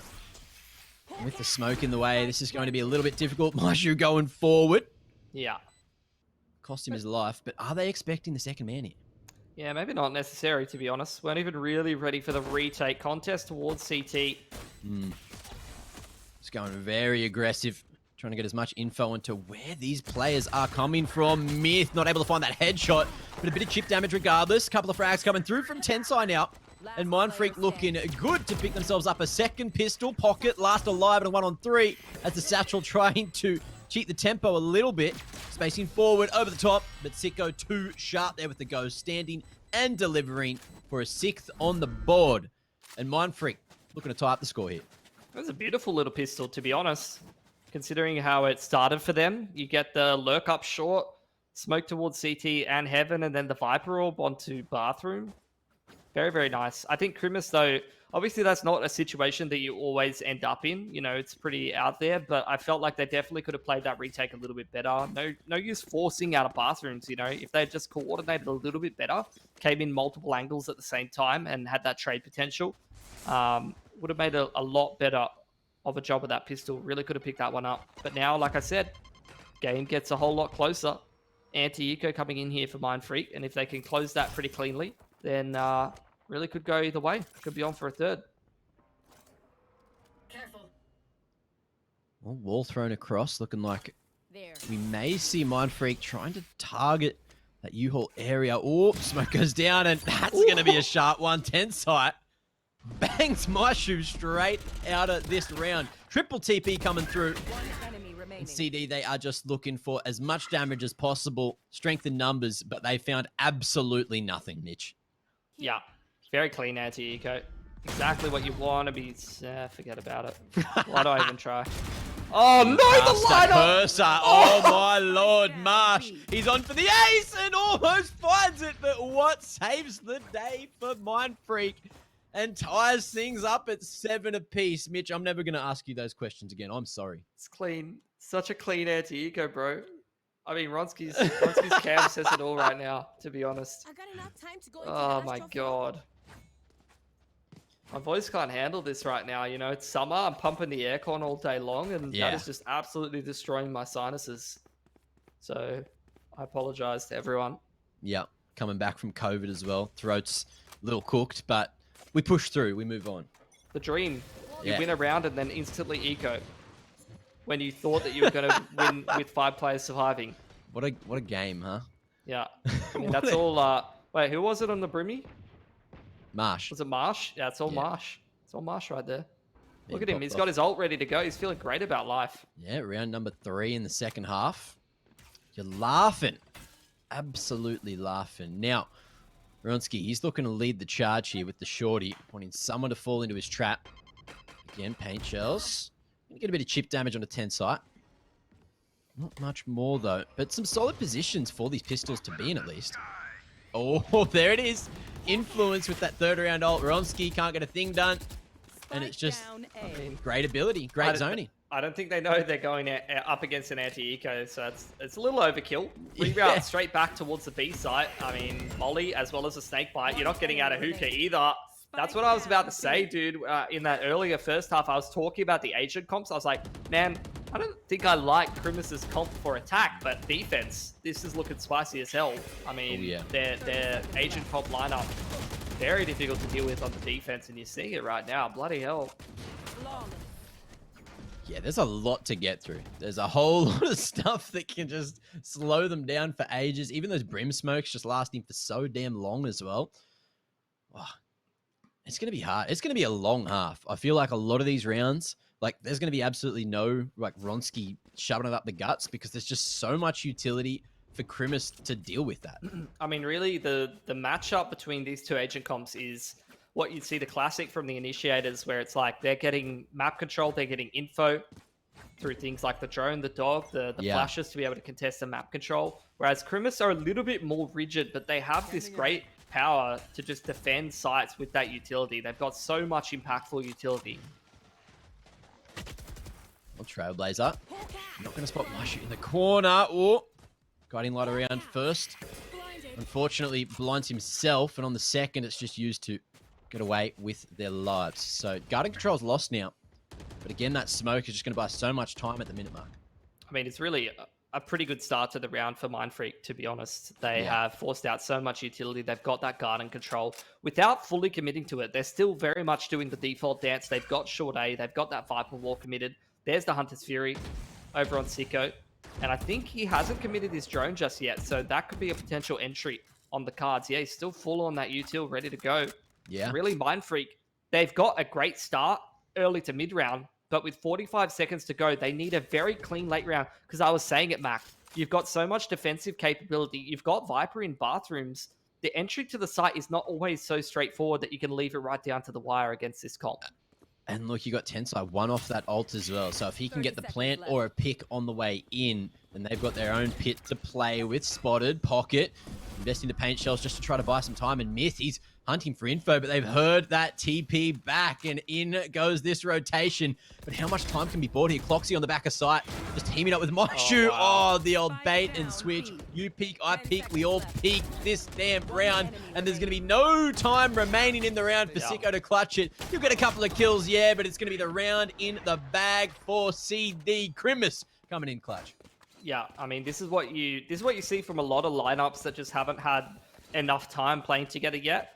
is like you put in the practice, the default looks good. Steps like 1, 2, 3, all looking fantastic. We're contesting the map control. We've practiced it time and time again. Yeah. But in the mid to late round, you can't take so long, especially against this comp. There are other comps where like it's fine. You can actually leave it down quite late and they can't really stop you or contest you off the plant sometimes. But against this comp, when I'm looking at like Sage, Brim, you know, the Rays, things like that, you could just get absolutely shut out of a sight if you're left in towards the late round. That's not even what Crimister relied on, though. It was just solid positioning. Maishu as well as Cloxy playing so well off of each other, playing those off angles and ping-ponging off of each other perfectly. One Trailblazer in. Maishu's spotted, but he's played elbow a few rounds in a row now, so I'm sure Mindfreak are catching on to that position. We are going to see Cloxy going for that early rotate back to A. I believe he's already used that wall, so shouldn't be able to buy too much more time. But again, Mindfreak spotting that wall cracking, just waiting to try to hit the go button. Of course, that spike's a little far away, and the first pick comes in through the smoke. Maishu just tapping away, finds the head of Sicko. Yeah, Mindfreak, they've done, again, a pretty good job of taking Garden. The wall in Hookah might have given them a bit of a false sense of security that there's actually 3 on B, but they're still trying to commit in here. Vulnerable for the moment, and it's a TP back again. 30 seconds this time to hit A, and a late push up short about to come through. Ronsky looking to lead the charge. He has that Marshall. This weapon is an absolute dangerous thing in his hand. Unfortunately, Myth stood in his way, and he's been on fire today. Cloxy chiming in for a double of his own, and it's a perfect anti-eco coming through from Crimis. I mean, the spray transfers are just gorgeous. Mechanically, these guys are looking pretty on point right now. I'd imagine after a round like that as well, their economy is looking pretty fantastic. Ults are looking good for them as well. They've maxed out on 2 of those agents. They're 1 off the res as well, which could really help out in a little bit. Mindfreak need to get the ball rolling. They're starting to run out of opportunities. They've got the pit. They've got Hunter's Fury.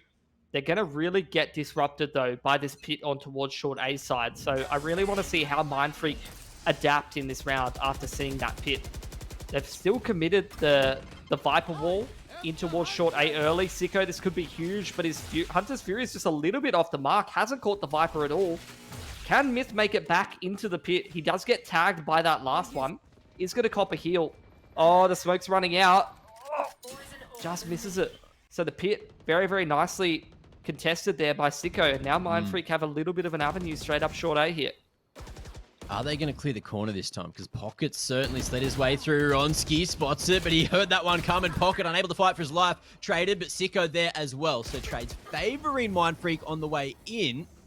And it's going to be a 2v4 now. Sight found. But Marsh, he's come in clutch a few times now. Looks like he's going to be spotted. Makes his way to U-Haul and still needs Maishu to make his way through. Vulnerable for a time. Tensai spotting him. But again, just with that impenetrable box in the way, it's just going to be the swing around. Tensai traded. But again, Sicko, so good, so well positioned this round just to trade out his teammates, secure another. It was only 2 kills, but it was 2 very, very important ones, Mitch. Yeah, I mean, that round's all Sicko, right? It was his utility on the Sova that pushed the Viper out of the pit. Completely different round if Myth barely makes it back in there, and he's obviously a little bit more scared of making it in there after getting tagged by that last Hunter's Fury, which was just blind from Sicko. Yeah. Just really anticipating the movement of the Viper. Knows that he darted back towards backside, so he could have rotated through U-Haul. So very nice prediction in that regard. Knives straight out for Ronsky. Looks like a set piece towards A pretty early on here from Mindfreak. Again, Dart going to be dealt with, so everybody no info, but Marsh up against the wall, not going to be able to go toe-to-toe with the Knives this time, so only able to get that one smoke off, I think a molly as well, and that's his influence in the round, but again, it's up to Myth to try to make this one happen. Trailblazer in the way, and Ronsky goes out with it, so too many things to do there for Myth, and he's unfortunately going to fall, but again, it's a solid round, or at least a solid start to it for Mindfreak. Jellyfish coming in. Just in the nick of time, able to give some info across, and it's another Cloxy. Feeling sharp with that operator. Maishu chimes in, and CD, they're back in it now with a 4v2 to make this retake happen. Great res coming through. And Tensai needs to pop off here. He's Got this pit to play around, but he's just trying to stand in the right position. Sicko, a bit of a common position, not going to be spotted over the top, but as he goes in, it's Pocket to spot him, body block him as well. Perfectly played on the retake, and CD, I wrote him off for a moment, but just like that, a matter of seconds, and the round completely changes. Yeah, Cloxy just a filthy wall bang on towards the enemy sky, straight into bathrooms, rips the res immediately, and it's a completely different round. You find that pick with the operator, rip the res straight away, and the retake's looking a little bit more possible for sure. Economy looking pretty good on Krimis, especially on a couple of the individuals. Marsh has been spending quite a bit. Likes the fancier things in life. Mind Freak, they got to spend this money wisely. They're running out of opportunities right now. Going to try to contest bathrooms early on, just leaving Sicko over there towards Long, who is going to keep this Long B push in check. All of the fights happening on the extremities of the map. Bathrooms being contested heavily by Mind Freak. Krimis went straight down Long B at the start of the round and then left immediately. And now Sicko's stepping into that space. In a 4-on-5, would really like to see him maybe get aggressive. What is that red dot size? What is that crosshair width, dude? Foxy, come on, bro. Come on. No, there's no way you're using that. There's no way. I saw it earlier on the Marshall, and I was thinking, that's a pretty big dot. I thought it was just on my end, but maybe not. Either way, Sicko now going to be spotted by Trailblazer back in towards Garden. No rotations drawn just yet. However, the spike is going to start to gravitate back towards Hookah. And Mind Freak deciding what they need to do. Of course, they've still got the Seekers. They've still got the Cosmic Divide. But where are they going to go? It's got to be Cosmic invested here. There's only 2 stars for Watt, so he's probably got to utilize this ult if he wants to try to make this push happen. Jellyfish go in, smoke onto Hookah and CT. Does seem like they want to contest elbow here. Big flash coming through. Dodge, though. 10 sight. Able to maintain just enough vision to get that kill off. Pocket wrapping on the back of sight. But again, Sicko, big trade coming through. And now it's a 2-on-3. No res this time for CD. And Myth not going to be able to stop the bomb from going down. 10 sight spots him and domes him straight over the top of the back of sight. Wow. Big round from 10 sight to find himself 3. And another round for Mind Freak. Not enabling Krimis to run away with the game. And stopping this 2-0 from becoming a reality. Yeah, at least for the time being. Look, we won't get too carried away just yet because obviously Mind Freak, their economy hasn't quite yet picked up. They've only got the 1 ult to work with. And Krimis, they've got that strong economy, right? They're straight back on the operator. They're straight back on a full buy. And they've got 3 pretty high impact ults ready to go. The Rocket, as well as that Brim ult, is going to be really big in terms of just getting guaranteed kills and clearing out certain map control. And then obviously the Viper's Pit will be quite disruptive. Drone comes through, pushes Cloxy back, spots out the positioning of the operator. Dog comes in straight through Hookah, going to allow Ronsky to take that space over there. And smoke's going to start to be dropped now from your boy Marsh. Mind Freak starting to pressure up short A. Make their way into U-Haul. That's a nice pick from Ronsky, surely drawing a whole lot of attention, but no one's rotated back towards B yet. It does bait out the ult, which manages to find Sicko at least, so that's something. And a big push through B as well. Yeah, the ult exchanges right now. Cosmic into Pit. Brim ult coming in. Mind Freak, this is a very weird round to proceed in, right? Yeah, there's smokes in the way, there's extra walls in the way, but it's going to be a spam to find it. Tensai finds Myth, who's been so solid on the defense, and Cloxy trying to find a time to strike now. He's got that operator, so he can't go too aggressive. That smoke, of course, is definitely penetrable, so we'll see how this one goes. Pocket on the flank, going to be able to find himself a bit of influence. Combat Stim is there, but it's only going to be 1 found from Marsh, but it's the round found. Pocket coming in, dropping that ultimate.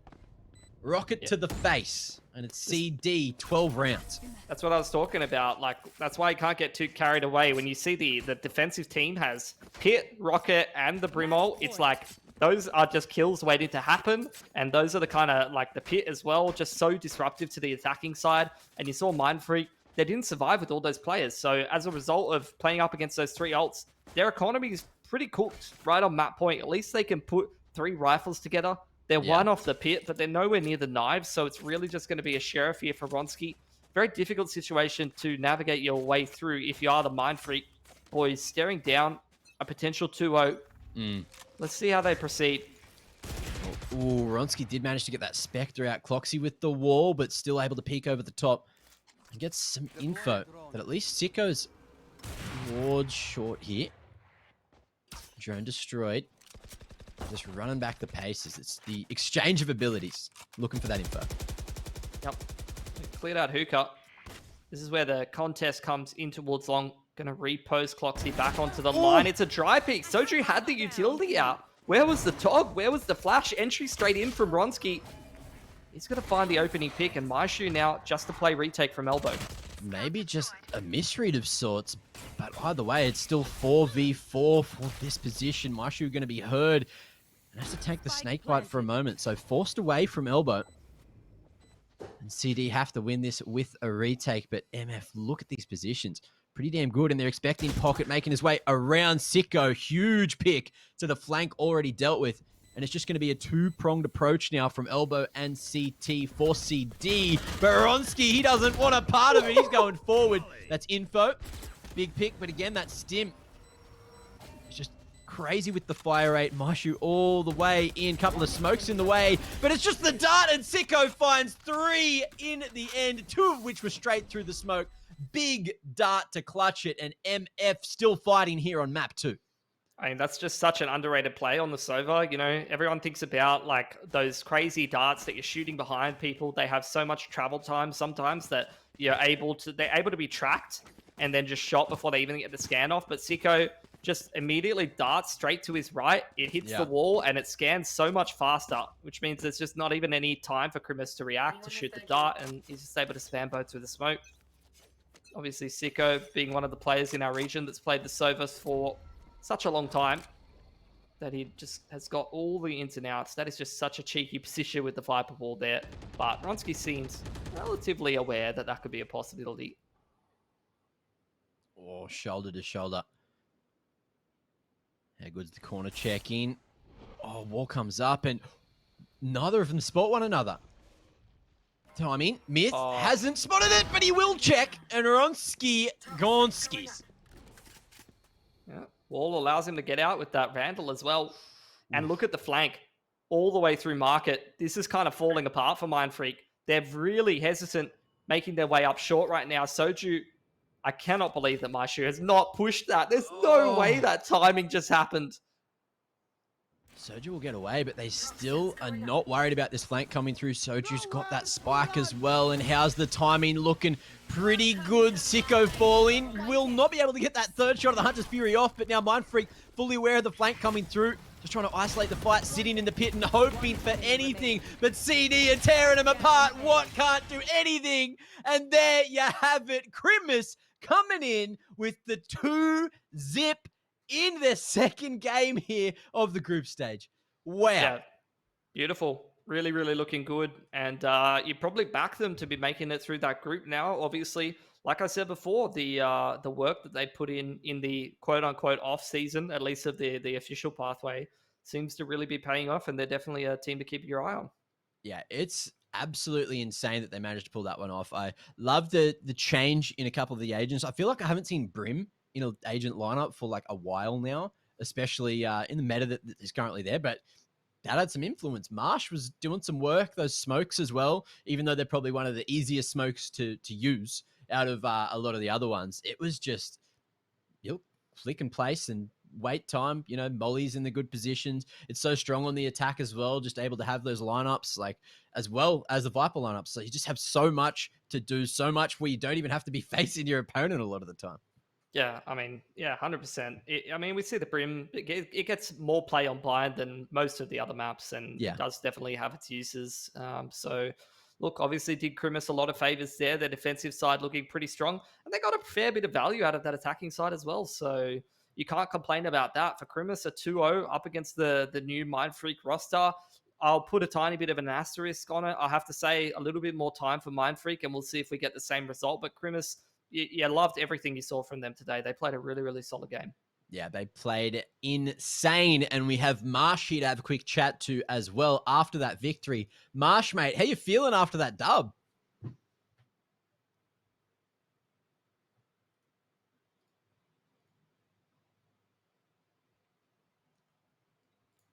We can't hear you at the moment.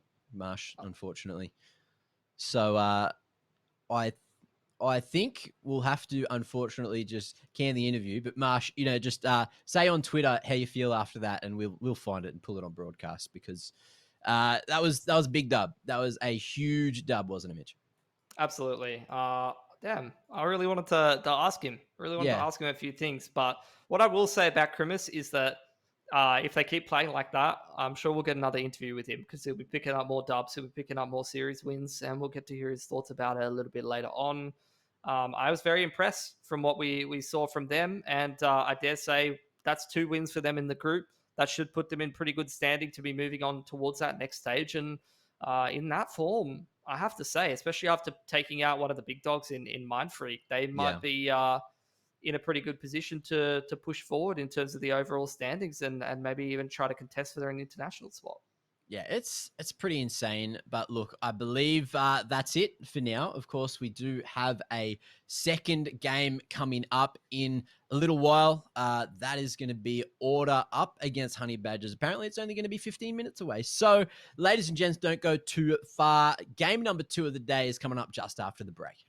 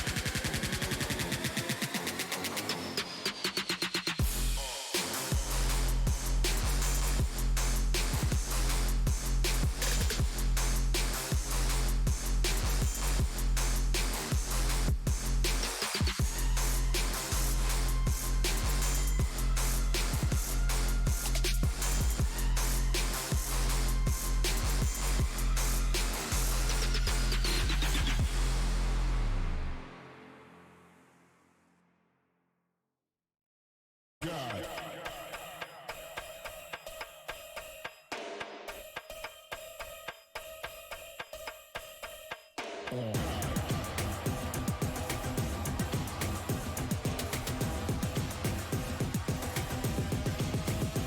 me what you got. Back up, back up, back up, back up, back up, back up.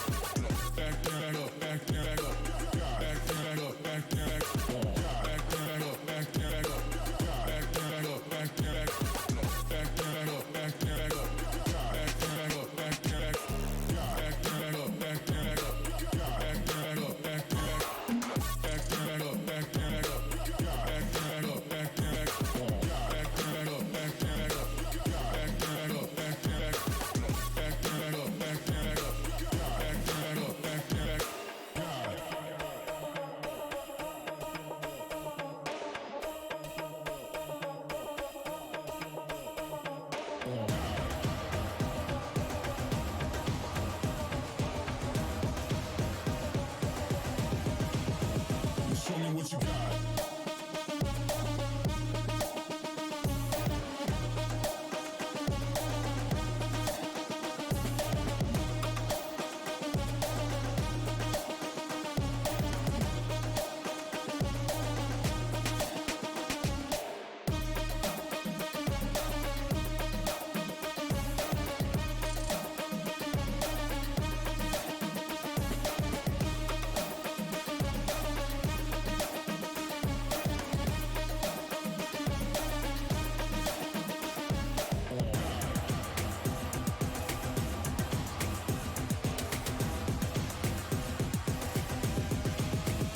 Show me what you got. Down, up, back up, God, down, up, back up, God, down, up, back up, God, down, up, back up, God, down, up, back up, God, down, up, back up, God, down, up, back up, God. Ain't no reason to back down, so step it up. God, down, up, back up, God, down, up, back up, God, down, up, back up, God, down, up, back up, God, down, up, back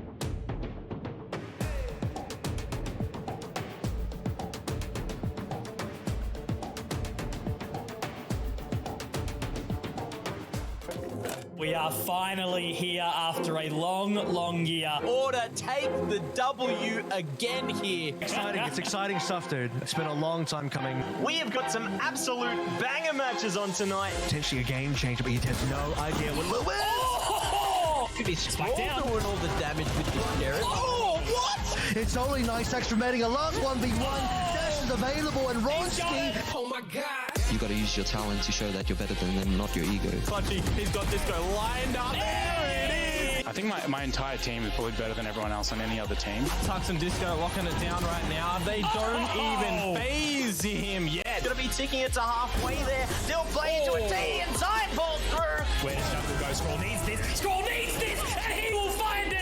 Mac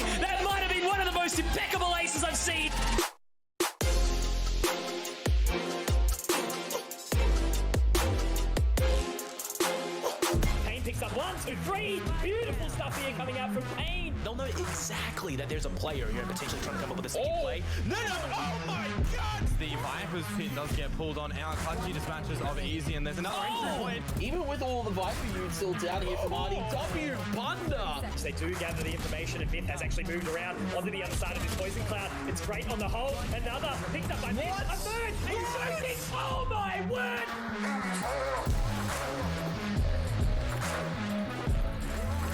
Oh, Conky's word, indeed. It definitely is extremely important when Conky talks. You listen, please. But he's not here, so listen to us for the moment. I'm Mac. This is Pilsky. We saw a banger match to kick things off for day number 3 of the Valorant Oceania Tour, and we've got another banger match coming up. It's Order going up against the Honey Badgers, and I feel like this may be as one-sided, but this time it's probably going to be the team you expect to get the dub, right?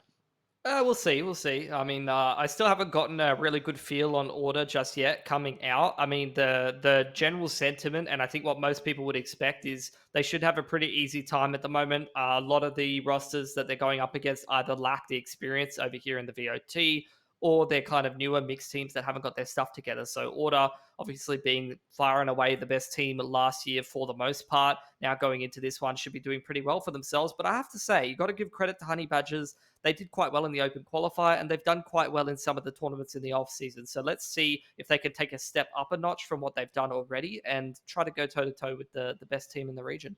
All right, well, speaking of the teams, let's have a quick look at what they're bringing to the table. Of course, it is Honey Badgers. We got a whole, I feel like I'm familiar with Cream, but I don't think I've seen any of the others play. So this is like a clean slate for me. I'm keen to see what they're going to be able to bring to the table. Yeah, absolutely. We got a pretty nice roster of lads here that have been sticking it out for a little while. They've done quite well for themselves recently. Notably, I think the thing that really turned my head was not only the fact that they did quite well in some of the off-season tournaments, but in the open qualifier, they took out the ex-wildcard guys who, after that open qualifier, ended up just, the team just imploded, I guess. Even though I thought that they were quite a solid roster, and they could have done some pretty solid stuff. They also took out Bonkers and Crimus Disciples, who are also representatives here in the top 8. So they've done quite well for themselves. They've shown that they can play the majority of the field. But this will be a much tougher game than they would have seen in any of those off-season tournaments and any of the open quals. Yeah, it really is the tester, right? Now, the testes, I guess, not the genitalia kind, but the people that are in the server testing them as Order. So let's bring them up and have a quick look at the lineup here. Tux, Texter, Autumn, Disco, and Maple. You guys know them. You guys love them. You know what they're capable of because they are, of course, the returning champions from last year, Mitch.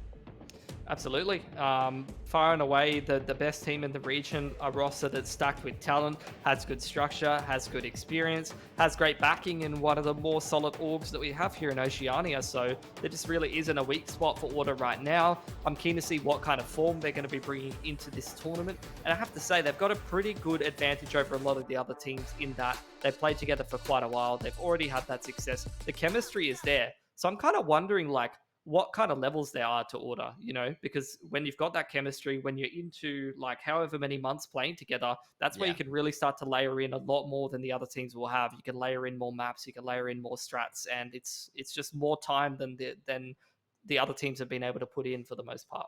Yeah, layer in more agent comps as well. Head-to-head, a lot of these teams are pretty interesting, but I think a couple of the players are pretty interesting head-to-head as well. So let's bring this one up. Fulvus up against Tux. Now, Pilsky, tell me, why have you picked these two handsome individuals? I'm just over, like, picking Jet head-to-head, I guess. No, Okay. I think, like, honestly, these two players are very solid in terms of just giving a base to the team. They're both playing that sort of more sentinel role, which is, they're going to be the rock of the team. They're going to be the ones that are multi-fragging. You saw how key Myth was in a lot of those roles in just our previous matchup, where a lot of the time, even if you're not rocking the server, you're not finding those openers and things like that, the flashy kills. When it comes down to the post plants, it comes down to defending those sites. If these lads are multi-fragging, then you're going to be putting rounds on the board. And rounds are what make the cookie taste so sweet, isn't it? It's not the sugar, it's winning. Yeah, absolutely. So yeah, let's talk about something else, Mac. Let's talk about some maps. Let's talk about the vetoes. It's going to be an interesting one for sure. Like I said, Order's just got a whole lot more depth than a lot of the teams will be afforded for the most part. So I'd assume they should have an advantage in most vetoes, but Honey Badgers have been together for a while, so we'll see how they go. Fracture gets banned out early on there for Order, so they're not going to be playing that one. Split has obviously been a favorite for Order for quite a while, and we head towards, I mean, we're seeing a lot of Breeze. We're seeing a lot of these teams adapt the Breeze, and, you know, I've already seen so many games of it in VOT so far, so what do you think about that? I think I know what we saw from Order like last year on Breeze was it was solid, but it was also like a little shaky. That's the map where I remember them going up against Chiefs a few times, or Peace at that point in time, and it was like, oh, Order should have this when you're looking at the stats, but then Peace had Ronsky just doing Ronsky things. Like I have full flashbacks to how crazy Breeze was getting. But I'm sure, you know, with these amount of reps and up against a team that doesn't have as much experience, then Breeze is a pretty solid pick. Of course, they're going to be starting on what would be said as like the weak side of the map, but it all depends on how Honey Badgers play, and that's really going to be a tester for them. I'm assuming they're going to be starting on the defense, but we'll see once we jump into the map. Icebox as well, Honey Badgers. I think that's a relatively safe pick. Icebox, a lot of teams play it. It enables. I feel like it's like out of all of the maps, it feels like it's like the upset map. I've seen a few teams now that like shouldn't win. They win on Icebox. Yeah, there were like a reasonable amount of upsets. The thing is, Order was pretty good on their Icebox last year as well. Like they were one of the teams that was picking towards that, and they were really tested on that because all of their competition was playing it. Like the Mind Freak team that was testing it a little bit, Wildcard was playing it as well. So Order's definitely had their licks in on Icebox. It's a map they're well and truly familiar with, and they should be quite comfortable on. So I think, you know, Honey Badgers, they're going to have a reasonably tough time in this series, no matter which way you're sort of splitting the map pool. I haven't gotten to see as much of them as Crimus, and I kind of put them in the same box. You know, they're the two teams that have been grinding a little bit in the off season, and now they're in decent form heading into VOT. We've already seen the boys on Honey Badgers get a few licks in. So this is like the next test, right? You know, we see these up and coming teams come through all the time that have come through from like that tier 2 circuit where they're beating a lot of the gatekeepery teams, but beating the absolute top team in the region is like where you get to get a really good sense for, are they up to the challenge? And it's more multifaceted than just, can you out headshot the other team? Or can you win a best of one? It's like, can you win a whole series? Can you deal with the pressure? All that kind of stuff. How are your protocols? Do you know what you need to do to get those rounds across the line, to get the map across the line? Because that's what it comes down to, is getting those final couple of rounds. That's what really separates, you know, the professional players from like the semi-pros that are here having a good time, but unfortunately are not getting those international opportunities. So Honey Badgers, they're pretty much in this sort of semi-pro area, and they're looking to make that next step. Yeah, and I think like that's a big thing that I look at in Oceania is like there's only been one team that for a period of more than a couple of months has been able to do very well for themselves, and that's Order. No other team has been able to really string together like first places and very, very good results for more than a couple of period of months, and unless you're going all the way back to like First Strike and things like that when there was a couple of teams and you're tossing up which one is the best. I think at least for the majority of last year, there were only a couple of big come-ups from a couple of teams for periods of, you know, shorter periods than just of, you know, 3-4 months. So that's where I look at teams like Honey Badgers and even some of the other teams that are in VOT. And I think, can they keep the consistency going for multiple months? And do they have a cute dog?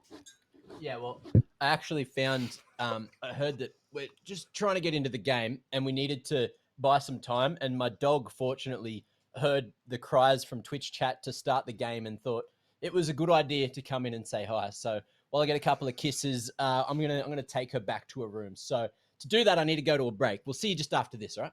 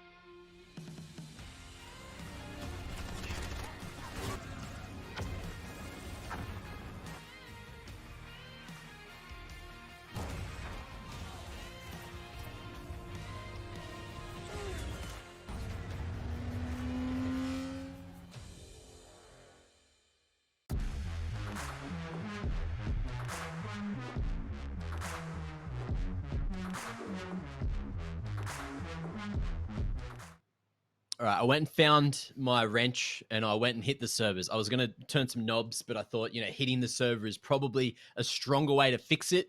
And fortunately, we've done that. So it is not long until we start the game, of course. Players are just loading in right now, so agent select shouldn't be too far away. Now, Mitch, talking about agents, what are we expecting to see here on Breeze? Similar to that first game?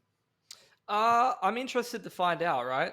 You can go, I'll go back and take a little bit of a look at the history of these two teams and what their last agent lineups were on Breeze the last couple of times that they played it. But you've already seen a little bit of innovation there, bringing in the chamber. Obviously, we've seen that all day from a lot of these NA teams. But at least here for Order, they're sticking to the double initiator.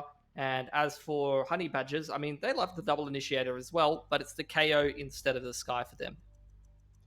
Okay, so a bit of a change up, but of course, nothing too surprising. I do like the KO. It didn't quite work out as expected for Mind Freaks, so we'll see if Honey Badgers can utilize a couple of those knives better, maybe a few more ultimates. I feel like we didn't get to see any crazy influence with those KO ults in the first game, so I'm really looking towards Jelly D to change my thoughts on the topic. Now, of course, Order, they're going to be starting on the defense. So Honey Badgers decided to start on the attack.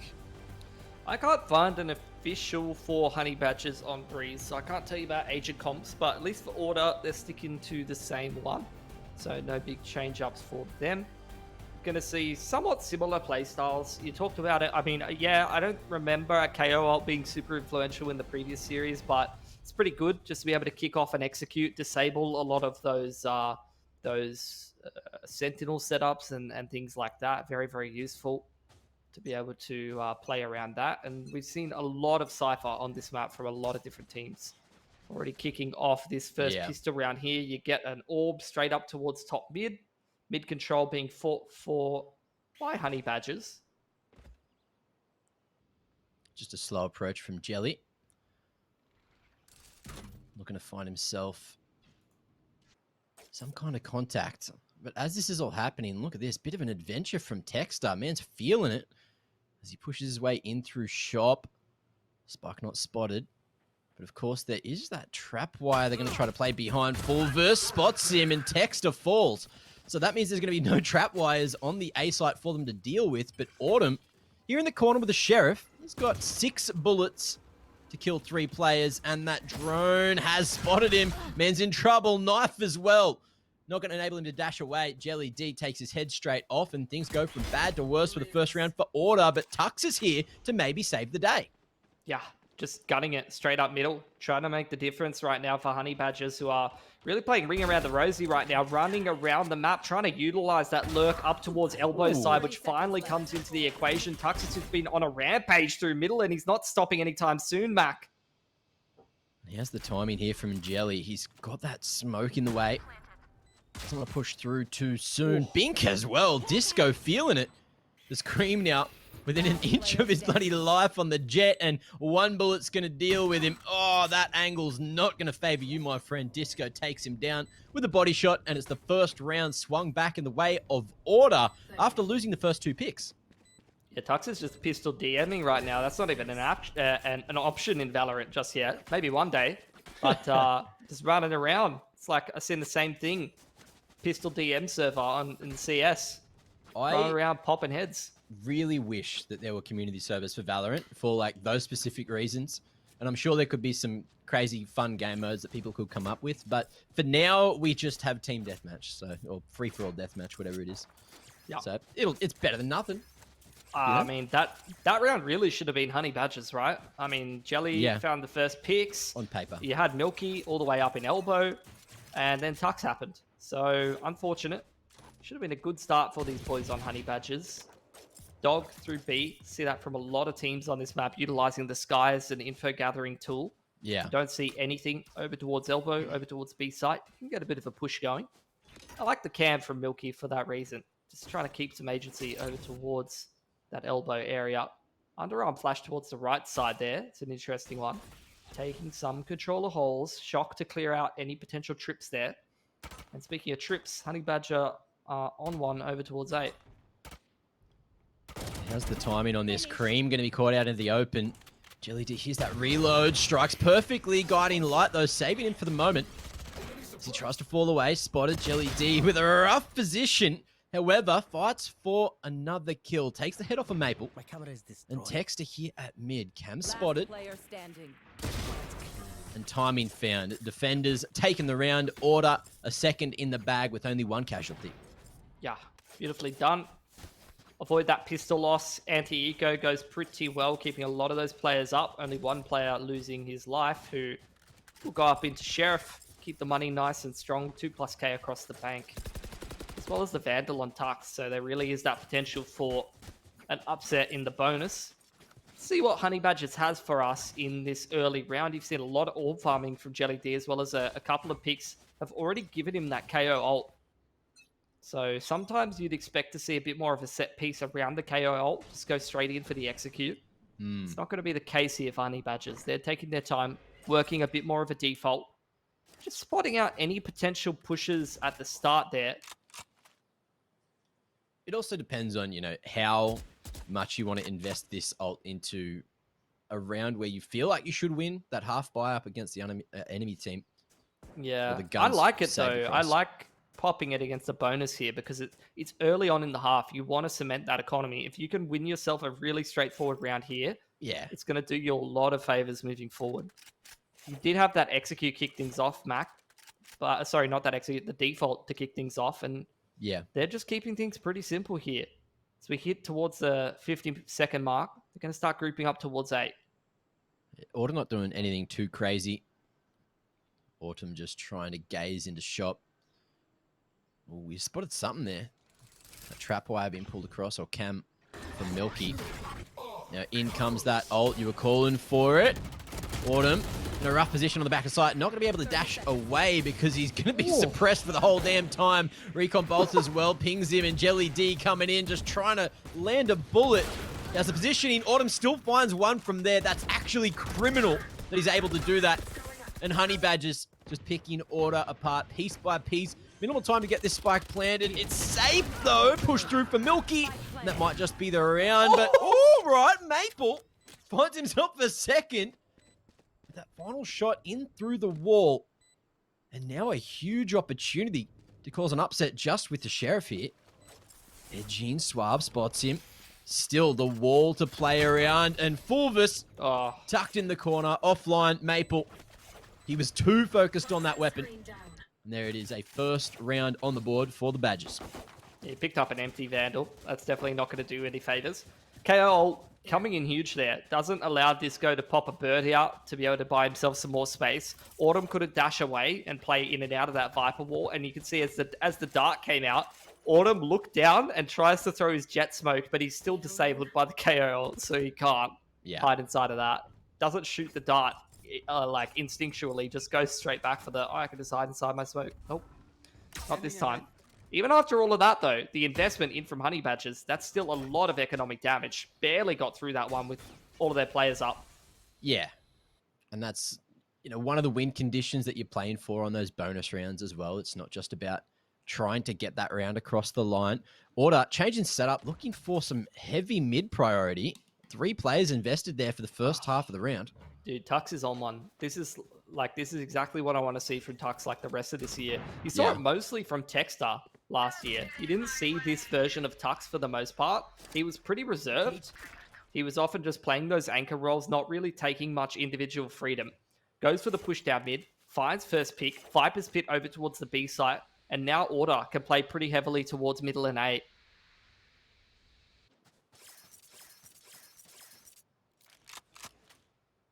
Pit's going to buy a whole lot of time. It does allow Tux just to stand here on his own as the numbers get stacked for a moment. Towards the A side of things. But in comes this group up from Honey Badgers, knowing that there's not going to be a pit to play around for Tux once they do go for the hit. The question is it going to be too late? In comes this push, but Tux, he's got a slight extra advantage there. Another orb in there, finds another big round already from Tux, and the rest of the boys just need to follow up now, but it's going to be 2 quick ones coming through from Honey Badgers. Spike planted just in time. And Suave Little cheeky man around the corner. No Pinocchio yet, but over the top. Autumn sharp as nails to hit those. Suave has to go for the reload, and it's easy pickings for Texter on the flank. A third secured for Order. Nice pick on the headshot line on the operator. Yeah. But yeah, that's a scary looking Tux, man. He's in that kind of a mood. Walking around the map, just doming people. Vintage. He's got places to be, mate, you know? Yeah. Gotta get to the pub soon. Sunday Arvo. Good place to be, you know? But so is he, watching the VALORANT Oceania tour. No complaints. Got the operator out for Autumn. Does have access to the knives if he wants to pull them for some kind of a retake situation. Pit's available here for for Fulvers, rather. But not sure they're going to be ripping that on a half bite. Really, I mean, you see how fragile the economy is right now for Order. You want some damage to come out here for Honey Badgers to keep this half competitive. Give them that potential at resetting Order and fighting their way back into this half, because if it continues the way that it's going, Order's going to be rolling this one over nice and quick. As soon as they can fix their technical issues, that is. Yeah, I think I saw Maple. He was... He's good to go. They're back now. They're sorted. I think he was spiking up to like 180 pings, so maybe a housemate or something, just sending Snapchats, you know, watching YouTube, something. Australian internet things, you know. Yep. But looks like game is back and ready to go. Time's ticking down. And, of course, Honey Badgers, after copying the L in the previous round, they... Oh, down on the pistols again. Yep. Gotta go for that eco. Trying to farm Cream his knives. You can see Maple trying to ping someone with the shock dart before the knives can be found there. Again, Tux, pretty active. Dog comes through early on for the Sky, doesn't see anything. Tux steps straight into that space. Full control over towards this B side of the map. That's going to allow Order to lean very heavily towards middle and A once again. It's a whole lot of pressure, and with Tux feeling it, look, he's got that confidence just to smash his way in through T-Spawn. They hear those knives coming out, and that's going to be a huge pick coming through from Cream now. Knows that camera's up the top, tries to deal with it, but he doesn't quite connect. So right click of the Classic can go all over the place, but still an opportunity in the round. They're going to drop that Viper's Pit, look to try to get the bomb over towards site now. Tux as well, finding Jelly D lurking at mid. So Equalizer comes through, Techstar. Oh, finds him blind. It's Disco with the double dink to Cream to follow, and that spike is yet to be planted. Damage coming all the way through from the final 4 remaining Order members, and that's going to be objective in sight. Suave, he was spotted before, but alas, he's only got the Sheriff to play with. Might be able to find one in the side of the head, but Texter, you can't afford to miss on him like that. He'll turn around, dome you. That's going to be 4 alive and a 4th in the bag for Order.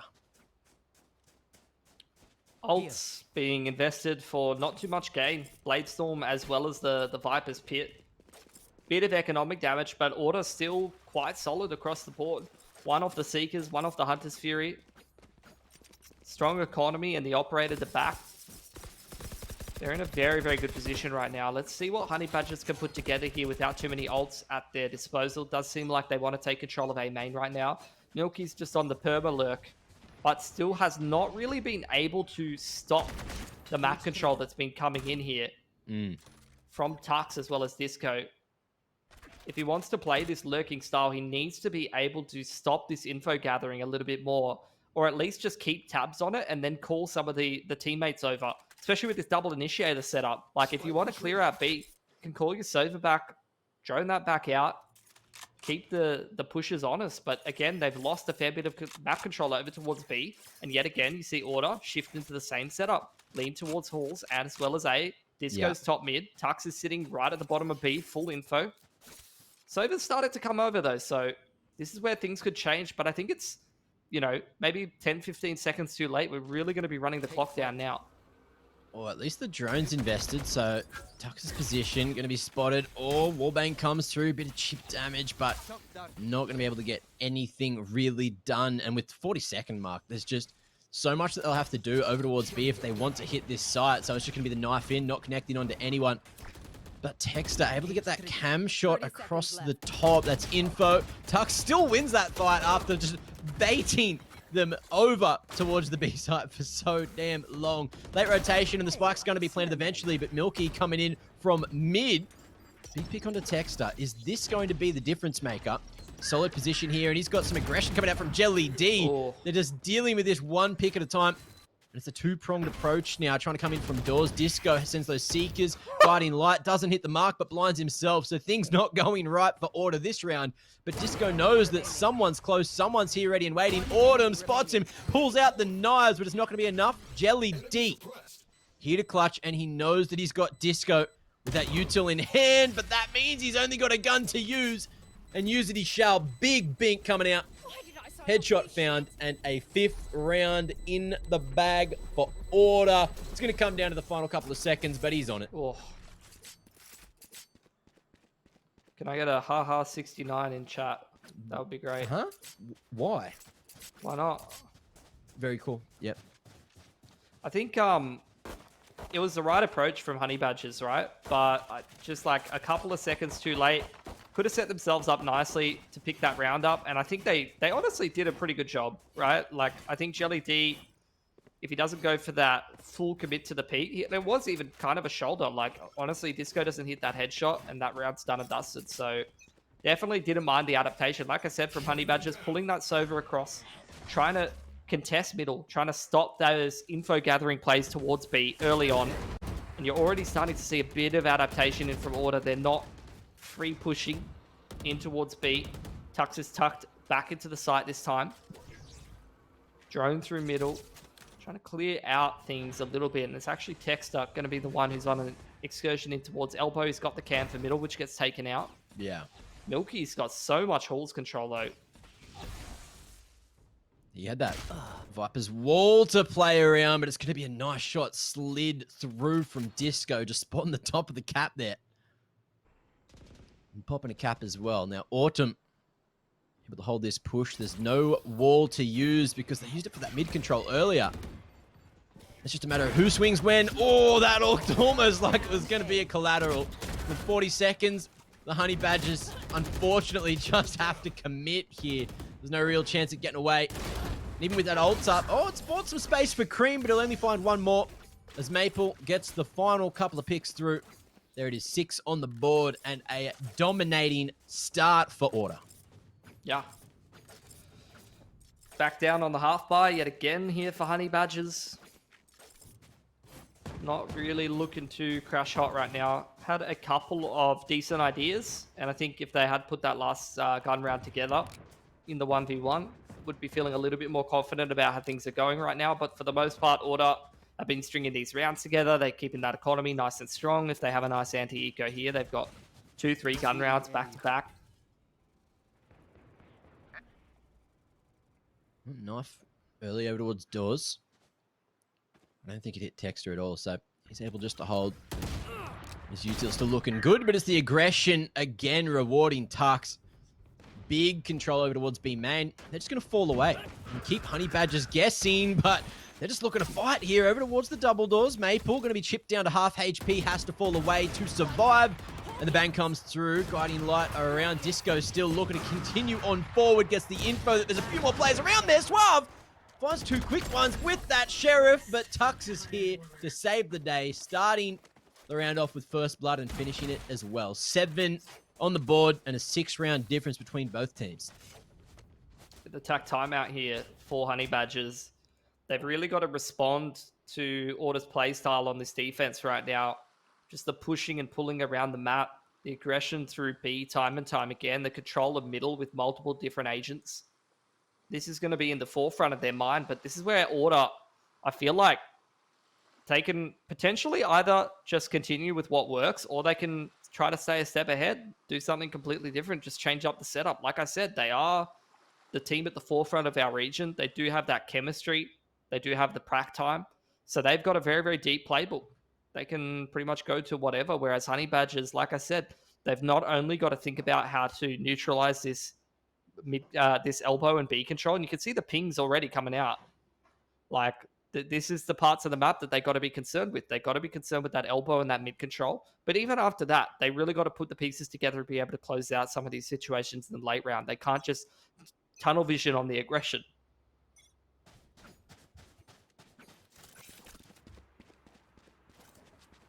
Let's see if anything changes here. For now, Tux, he's not going for that B main control. Looks like he's going to sneak his way back. You're already seeing the change up. Yeah. Look at that. Op moves over to mid. Tux throws mid wall, and he's over towards 8. Smoke at doors. Autumn. Not going to be spotted. Cloudburst comes out just at the right time.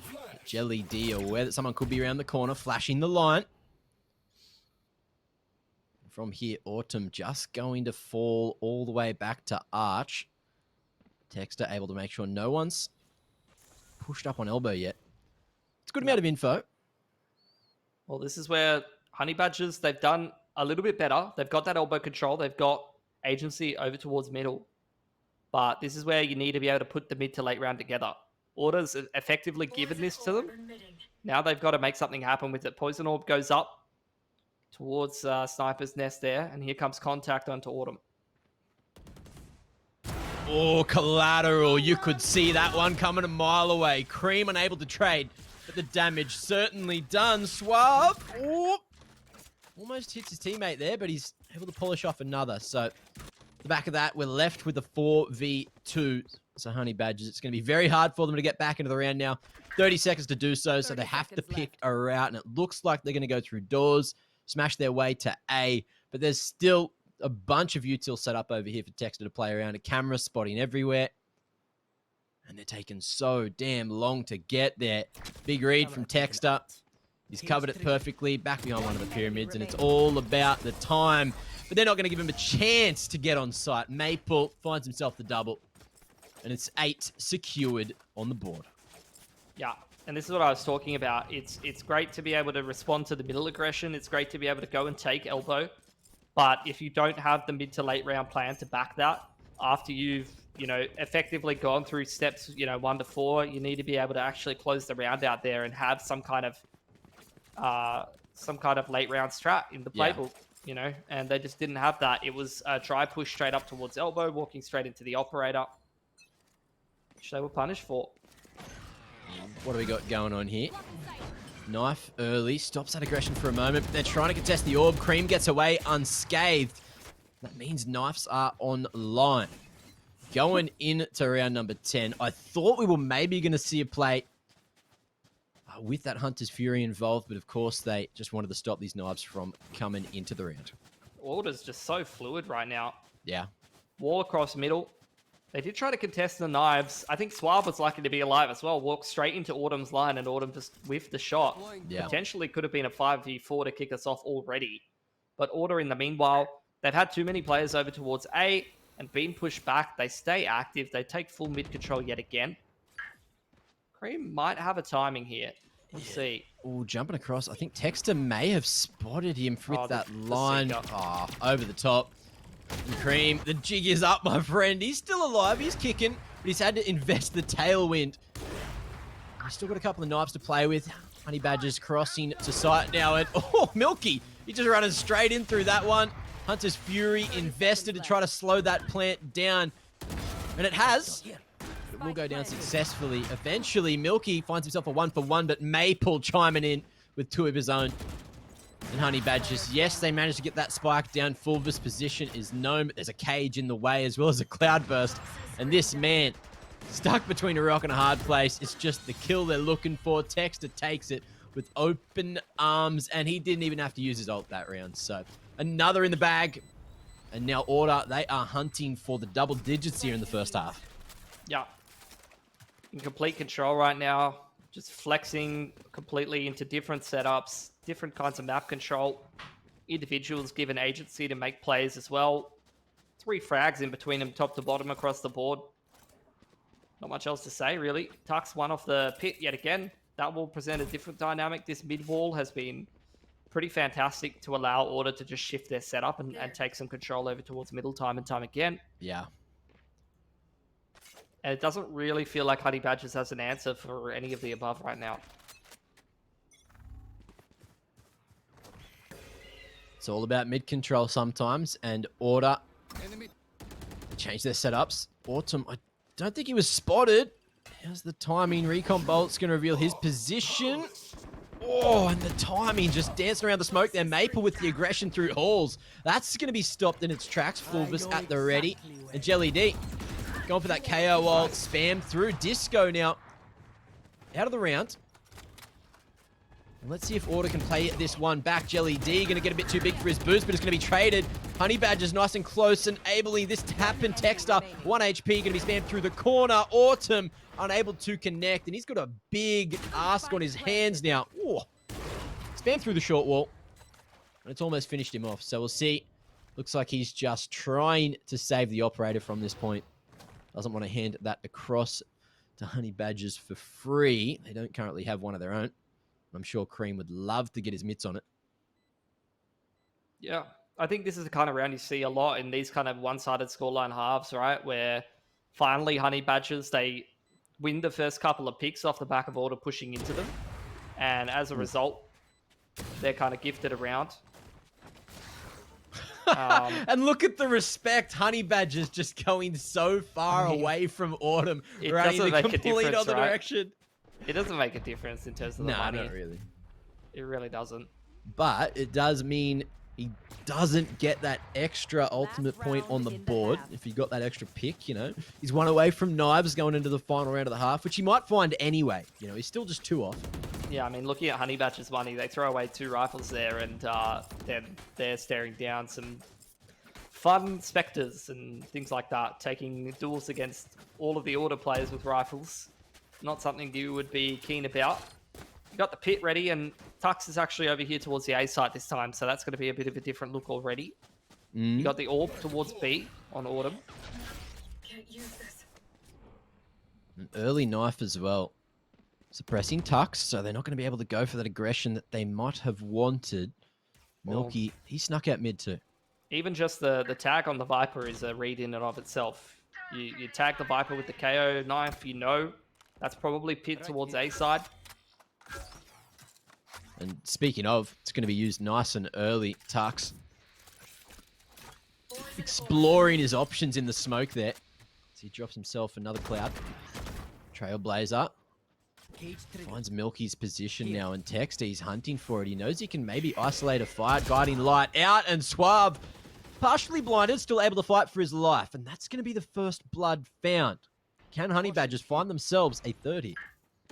Starting to see some pretty missed plays from Order, to be honest. And fair credit to Honey Badgers. They are punishing some of these pretty interesting little pushes. Put themselves in a 5-on-2. Could give themselves a 30 here, Mac. Where's this camera? It's all the way back towards spawn, spotting snipers. So Jet's found, but Milky had no idea Maple was just around the corner. Now, we are going to see Autumn and Maple try to clutch this one out. Of course, there's that operator, but the Blade Storm not online. He needs to find 2 kills to make that happen. And, well, that's a big ask with 4 alive. Maple taking point now with the Vandal. Just looking to smash his way forward. And there it is, Jelly D and Fulvus coming in clutch to find a 3rd on the attacking side. And Order going to be denied 10 in the first half. See what Honey Badgers can put together on their defensive side. It's a pretty long road. I think at the moment doesn't feel like they're quite ready to take on a team like Order. And this is kind of what I was saying, you know, this is a bit of a step up from some of the teams that you've been playing in things like Winter or Legends or some of the end of year tournaments that Order weren't participating in. Yeah. But this is some great experience for Honey Badgers. You know, this is not a make or break game. This is still group stage. This is still the first stage of VOT. So plenty more time for this team to develop and definitely learning some hard lessons here.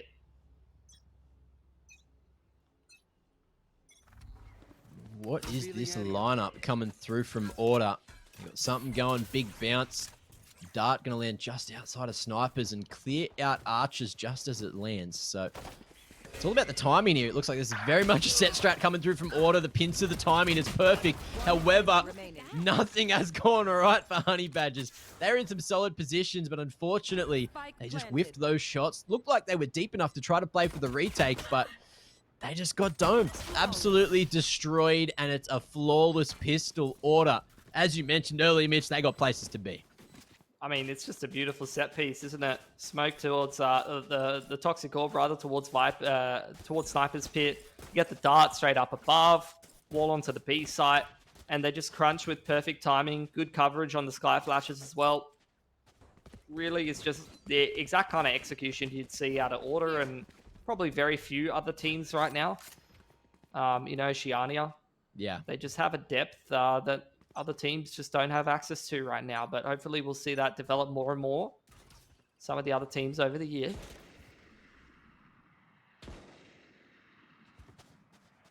A slow approach from Order. I have the spike. Just seeing if they will find any lurking badges smashing their way down mid. Trying to cause a bit of an upset with their eco. Or force spy, rather. Deploying drone. Now with the regroup. And Cage triggered. the lurking disco as well. Coming in through halls late. We'll see how it goes. Milky playing off-site, able to get some info over the top of the wall there with that camera. It looks like they might just call the save if they can't find themselves a pick here. This is a much better approach. This is what I was talking about with the anti-eco in the previous series, where we were seeing the clock being run down to like 50 seconds before you even started to kick off the exec. Yeah. Order were already in there 110, and they've got so much map control right now.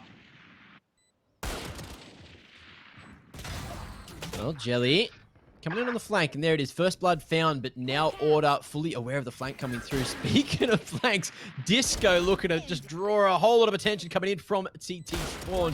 Texter has to fight. Here's the key piece of the puzzle now. Big at long range. Ridiculous. That should not be allowed with this SMG. Man's going forward, and Milky not going to be able to shoot back. Disco too sharp, too quick, too fast, and look, when I say too fast, he did get to the site eventually, but still had some big influence in the round. And, well, if they get 3 rounds here in the second half, 4 rounds, then that is game. I mean, yeah, there was a force buy coming in. Did not get the round done. Did great damage, but we need to talk about more than damage when you're down, you know, 11-3. Yeah. Unfortunately. You need some reverse domination to get your way back into the game, and that is not happening at the moment. Another force buy will come through. Honey Badgers just doing everything they need to, really looking to get any damage onto that economy of Order, but it may just be too little too late. Mid control is where Order are heading. Yeah. I'm loving the way that they're playing right now, working in duos with the initiator.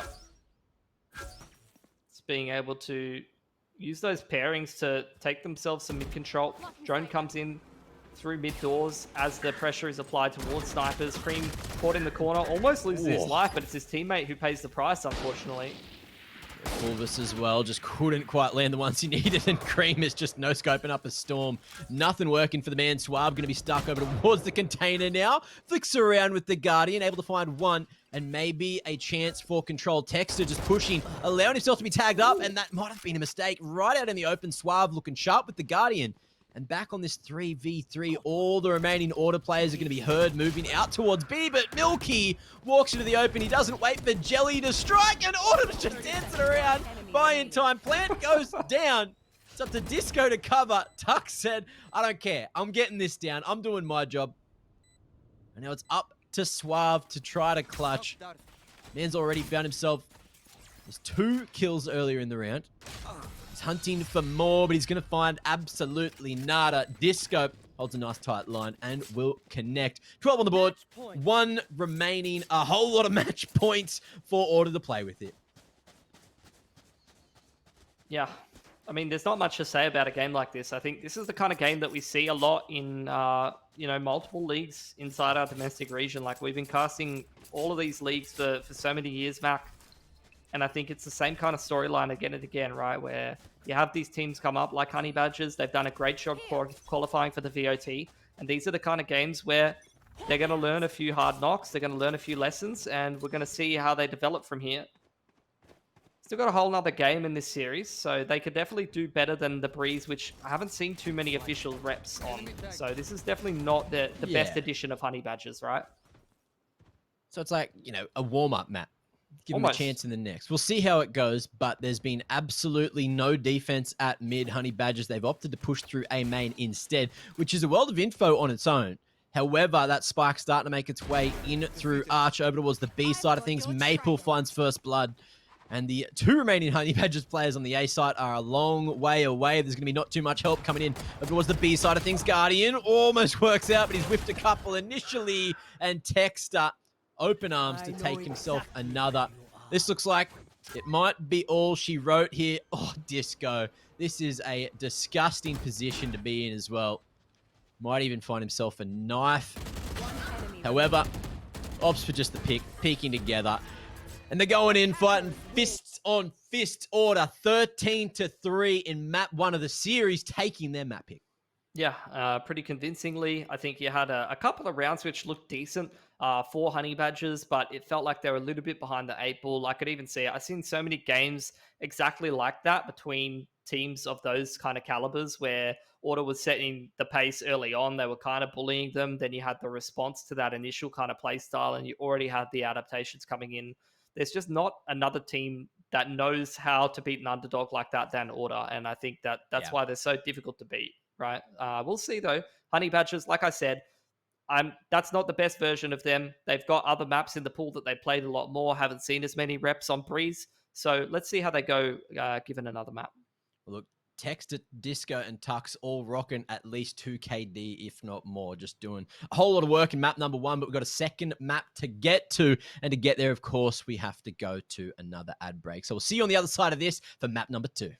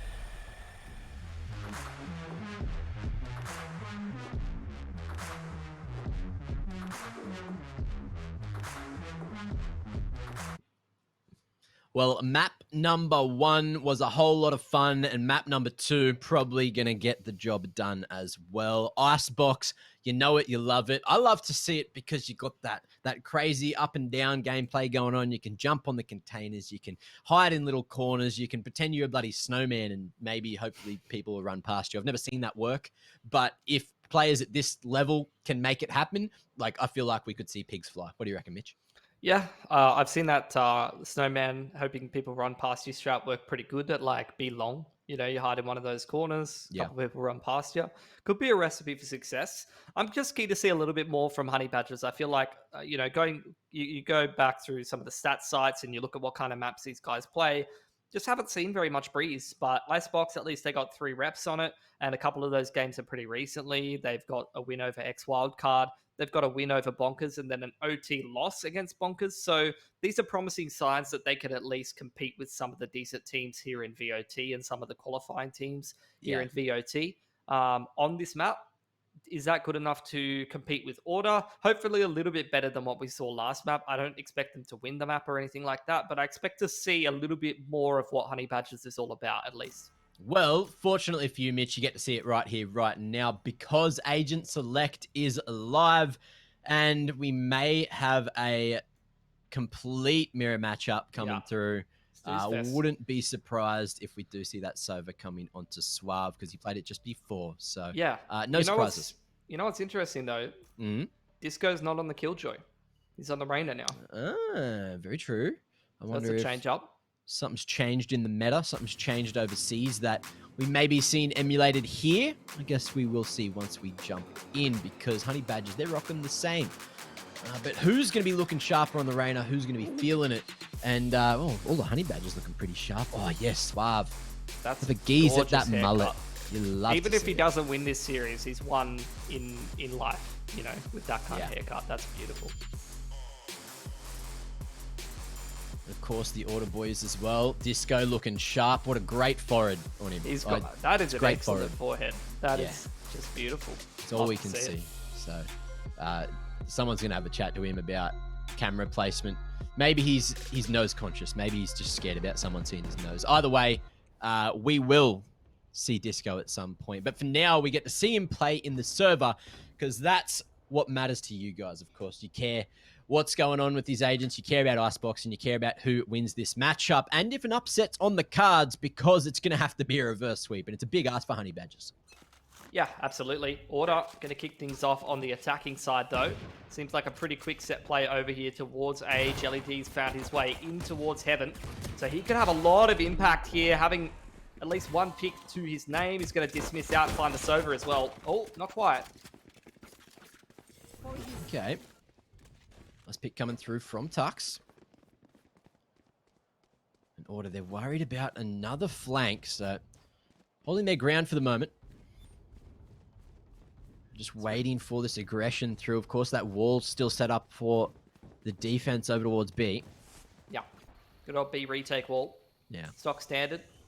Maple's held control over here, though, and he does still have his shockies. He's got a dart as well, ready to go, so he can potentially find a pick over there. Order just dotting their I's, crossing their T's, making sure the defensive team doesn't have too much information early on. They've spotted out the Viper. They know it's most likely a retake B setup from that position, which means they can now just head back across the map. Like I said, Maple's still in A Heaven. They've got that attacking wall for A, so that's exactly where they'll end, and now the Jet turns into a lurk. Autumn, that's long range to be playing with a Frenzy. And, finds the timing, but the Spike's going to be spotted over towards A as these entries start to come through. I think there's going to be action on the other side of the map, but Texter will get this Spike planted. Look at it, Honey Badgers fully focused on the Lurker, and Autumn, 20 HP, going to be able to fight for another. The heal coming through, and it's going to be the flank. Milky whiffing a couple of right clicks, but he'll still secure the kill. So it's back to this 2-on-2 for the retake. And Maple is lining up a nice shocky. Waiting to drop it. A little bit of chip damage coming through as Milky, he's just going forward. Dropping the orb straight on the Spike now, and it's going to be strength in numbers. Honey Badgers making it work for one, but of course it's Maple to try to clutch it. Milky sticking it at least for half. The recon bolt doesn't hit him, but the shots will. Oh, Maple! Headshot found as he runs into the orb. That had to be Less than a second in it. Oh my lord. Big clutch coming through. Yeah, point 12. Very, very close. Milky, right idea with the stick. Almost gets away with it. Cheeky bugger. But not quite. Another pistol. Going towards order. And these are the tight rounds that, like, they actually really matter when you're an underdog team that has a tough time getting deeper into the playbook, that has a tough time stringing these rounds together. Yeah. Like, they do not mean as much to Order, who could definitely grind this game back, as they mean to, like, a Honey Badgers to pick up a pistol. So, all it means is they just get to play less of their game, unfortunately. They get less room to work with. Now, just going to take an eco, though, so we'll see if they can find any economic damage here, as Order done a good job keeping tabs on mid. They made their way all the way through B. They note the retake wall, and they can decide how to proceed. And again, like, this is what I was saying before, 1 minute 10, they've already got a fair bit of map control. Poison's off. How's the timing? Tuck's going to be heard making his way away. Does it bait out the push from Honey Badgers? They hear that spike drop. The second man cross. The question is, when is this maneuver going to come through? Nasty angle from Tux. Oh my. And Honey Badgers, they are going to be copping the rough end of the stick. 3 easy picks from Tux. And that's going to work up the ultimate as well. Only a couple of points away now, 2 to be exact. And that is looking like it's going to be another flawless round unless Jelly D can hit some crackers with the Sheriff hit. I'd say so. Just solid anti-eco protocols. It's nothing fancy, but definitely something worth taking note.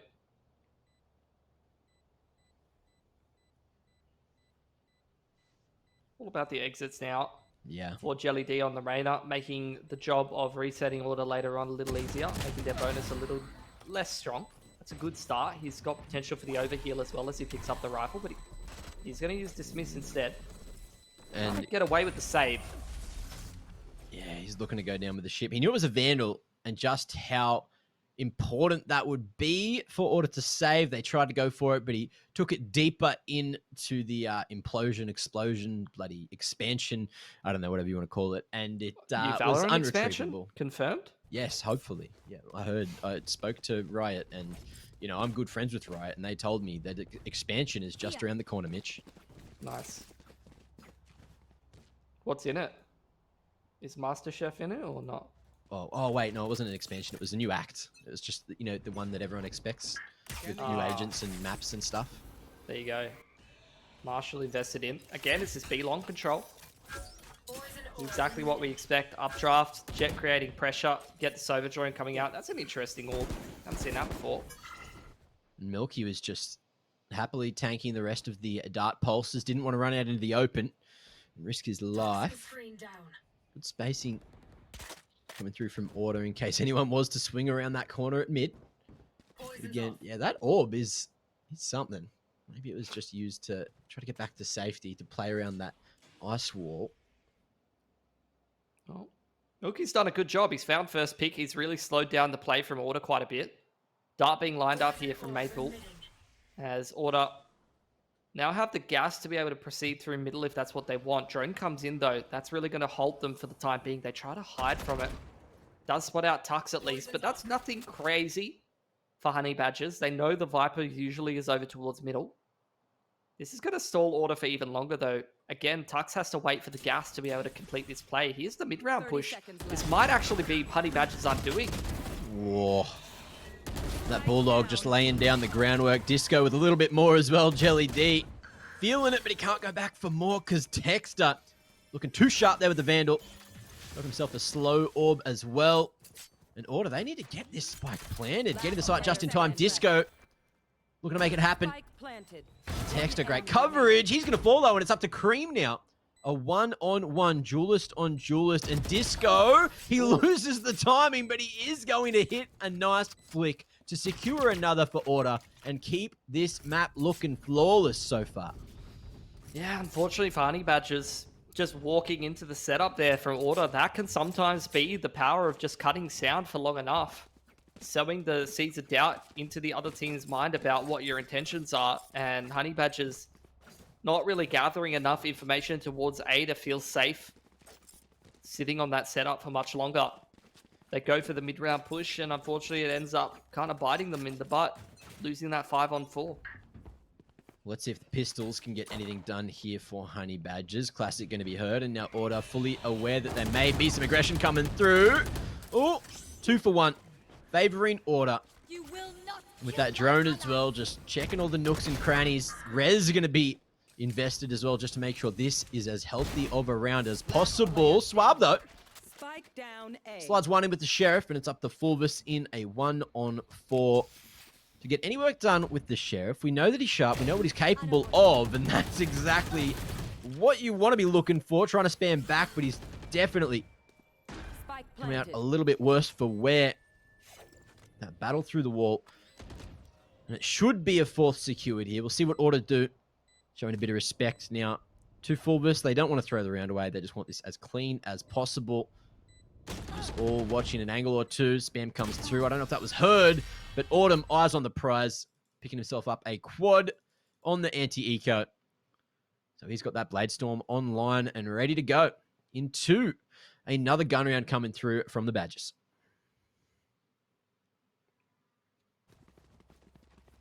See what they got to work with if they can crack the egg. At least they do have the operator this time around, so that's a bit of a difference maker. Order's done a good job of stabilizing their economy, though, heading into round number 5. 3+K across the board. Whole lot of ults to work with. Both of the Rainers online with the ults, so could see a bit more aggression in that regard from either one of them, potentially. Pit popped towards the A side of the map. Autumn's popped the Blade Storm. Does clear out the majority of A before they get to the pit, so at least they have that controlled text up. Bit of a misc push straight through the Viper Orb. Tuck's ready to swing, try and trade, and he will be gifted the equalizer. Fortunate that he didn't get his head taken off as well. So he's not going to bite off more than he can chew. We'll fall back and regroup. Enemy tagged. Not pushing solo in through mid after the pick, as we are going to see Cream spotted. Just waiting for a swing off the back of the drone tag. Fulvis peeks into 2. And through the tube they go. There's going to be a whole lot of control and a whole lot of work for Cream to do, who's just out on an island here at yellow. And the man is in trouble. However, I say that in Order. They're just going to rotate to the other side of the map as well. It's all a ruse. They've heard those rotations coming through. And Jelly D looks to be the first point of contact here, just trying to find a timing. I don't know if he was spotted there. Tux falls, but Autumn nicely positioned to trade. And Cream, he just wants to keep the operator online, so happily just saving. And it's a slow approach. A nice call from Order just to send it back to E after getting that control through tube. They knew that Honey Badgers were just going to be frantically rotating, and they got caught in transition. Yeah, I mean, no one in our region works a map like Order do at the moment. Yeah. Something that I'm interested, like, you know, obviously we've already seen them qualify once, but when they qualify to go overseas again, I'm interested to see if they can be as individualistic with the way they work the map like that. I mean, it's going to work against a lot of the teams in this region, but at a high level of competition, I'm keen to see if they can still, like, go ahead with this play style, or if they're going to start, like, losing more duels to some of the players overseas trying to go for that kind of style. Because if it works, that's how you know Order's legit. Like, that kind of style, if you can make that work at any level of competition, is going to be, you know, very, very hard for anyone to play against. But it's a bit different when you're peeking into some of those lads overseas. A lot of sharpies. Yeah. Lots of crazy individuals. And, speaking of crazy individuals, Autumn going straight up the middle as that cloud burst to try to hide behind, but it is just going to be the push right over and under tube. And Kareem, close range with that operator, going to be able to dash away for a moment. Has a helping hand in Jelly D coming into the kitchen, chopping up a storm. Spike will get planted successfully. But now Honey Badgers, with this man advantage, can they win their first round? Autumn able to trade in underneath the kitchen gap. And it's awkward. Gets binked down to 30 HP. Flashes well to play around, and Order, they're trying to find their way back in. At least able to get the blades out of play. Dismiss back to safety for Disco and Maple. It's Recon Dart to drop. Fulvis not even going to worry about it, man. He's just looking for the kills. He's got a res to play with. Healing, waiting for that health bar to go up a little. And the res is there, but it's free kills for Maple. Peeks out perfectly, finds the timing, wrapping back around yellow. And it's a perfect half still for Order. Yeah, and you can just see from the cams, the other day at the office, pretty straightforward half. Everything's kind of going right for them at the moment. Yeah. They're being tested a little bit, but for the most part, it's been all up Order. Don't mind this wall. It's an interesting one. Just to contest A and try to stop people from fighting towards that right side. Yeah. Keeps him guessing. Leaves more angles to be cleared, but Order not going to be sending it that way anyway. Over towards B they go, setting their own wall up. You know, you've seen it before. You know what's coming. No surprises at all in Autumn. This alpha positioning straight up on top of the containers. Pretty straightforward. It's walking into an empty site. Now they're going to start progressing a little bit more, taking some aim duels. The Marshals might be able to get some damage done. But when you're 6-0, I don't think it's really making too much of a difference either way. Yeah. Well, Disco, how's the timing? Able to find one, has that coverage as well. With the boys just pushing Snowman, it's just aggression everywhere. Jelly in between so many members of Order, and it's Disco to clean things up. So nothing going to be found on the pistols. Look, Honey Badgers, they decided to stack a site, but they chose the wrong one this time. Yeah. I mean, as you do on a half fight. Yeah. Need to see to get something going, though. Another gun round thrown into the wind. You got no operator. You've only got the one ult to work with on the Sova. Just better than nothing. And again, it just seems like this B control is a little bit too easy for Order right now. No Viper over there. It is just a Sage over here this time. Again, updraft dash goes in. Fulvis going to drop his wall to try to delay for a little bit longer. Buy some time. That's going to get broken. This time, the change up from Honey Badgers is mid-aggression. They're starting to work through there. They may have the drone to prog even further. Indeed, they will. Suave is going to send some of the duelists in quickly on the flank. Let's see what they're going to be able to do to stop this from happening. Wall up, spike down, flashes and Newfield all across the damn site, and Suave. Hunter's Fury, not enough to stop the spike from going down, but it has managed to lay down some groundwork. Cream as well on the flank. He's going to be able to jump over that spam for the moment, but it's just going to be pushed straight through now, and Texter, straight through the Cloudburst drive, finds himself Cream, deals with the flank. Disco still looking to dance around, but there was too much damage coming in from the front side of things, coming in from that CT retake. And there you have it. Honey Badgers finally able to start cooking up their omelette. Brecky's here. They're on the board, Mitch. Yeah, they look. Some of these rounds, they have some decent ideas. I really didn't mind that adaptation moving through middle. It honestly reminds me of that round on Breeze where they went back and they droned through over towards that B push. I think this could be a really, really good thing from Honey Badgers if they're able to start to adapt a little bit faster. It takes them too many rounds to change things up and to start to adapt to what Order's doing, at least in this series. But I think if Suave's able to keep being more active and keep being able to allow them to find that map control and be a little bit more fluid, similar to what Crimus were doing in that previous series, that could really help them be a little bit more successful. Well, there's that first pick. Suave able to find something, but they didn't spot Texter. Maybe Fulvis spinning around, and Suave needs to try to equalize, but it's not going to happen. Texter and Tux doing so much work, and that's going to be 2 free ones for Jelly D. Good trigger discipline, just waiting for that res to come through, really just wasting that one. And of course, the spike is here for them to play around. Dropped in behind A main. Tux, he's looking to go for it. There's a couple of eyes on the prize now. Jelly tapping at long range, but he's not going to be able to connect there. And it's Order with another. So even though Honey Badgers finally managed to get on the board, they could not follow up for a second. Yeah, the round didn't start too badly. Again, I didn't mind the change up, right? The wall up on towards Belt. Yeah. Seen it work before. And they opened the round with the opening pick, but from there, the 5-on-4 fell apart pretty quickly.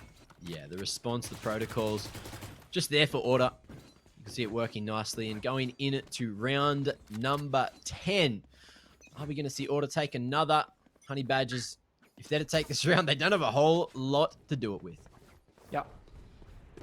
Do have the orb up on towards the rafter there. Left side wall.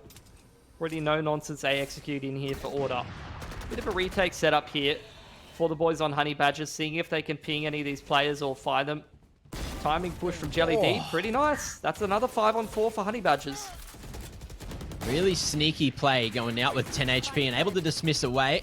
It's the strength of Rainer, and he's going back for more after getting his HP back. Ultimate's online, and he's on for a triple already.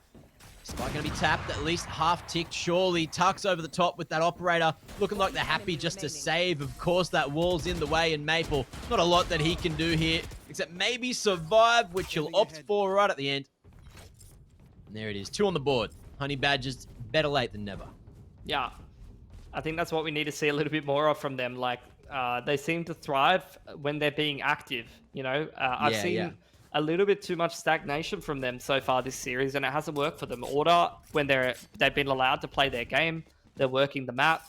They are the assertive team in this series, and they're constantly one step ahead. But now that Honey Badgers are starting to throw some plays in there, they're picking up some rounds. We might be in for another slow orb. At the end of B long. Recon Bolt, though, will get that pulse. A nice lineup. Throw that one in your strat books. It's like another kitchen control here for Order. Worked pretty well for them previously. Suave's over here. This is one of those kind of stagnant setups, though, Mac, where in the meanwhile, there's not a lot of movement. We're still in a 2-1-2, you know? Starting to see some rotation in response to the kitchen aggression, but it's too late. This goes already ahead of the 8-ball. Positioning, spacing, so good from Order again. Able just to come through and trade. Suave, though, gets away with murder onto Autumn as the cloud burst fades. And Texter, he's still just trying to find anything else, but there's nothing else here to find. Not a tube, though. There's that info. Recon Bolt at the back of Snowman means they know there's probably a flank they have to be worrying about here. Open plan for Order. The double flank coming in, though. He's already finding success for Honey Badgers, but they're both really low, Mac. And they know Milky's there because he already got a kill as well. So they're just trying to find the position of Suave, making his way back in. Bolt comes through. They know that he has to be from that CT side or straight under Orange. And, drops to sight. Spotted. Snakebite as well on the spike. Makes it that much harder. Tux holding a tight line, stopping the cross to Yellow. Suave knows what to do, though. However, Recon Bolt is going to pulse him, going to tag him. And the round is going to be way too hard to hold from here. Maple just standing strong. Whips the shock dart. But Order, they're happy to go down with the ship if it means another round already on the attacking side. Only Tux survives, but again, he's got that Viper's Pit. And Order, they've got so much money from all the previous rounds just to have a very healthy buy going into the final 1.5.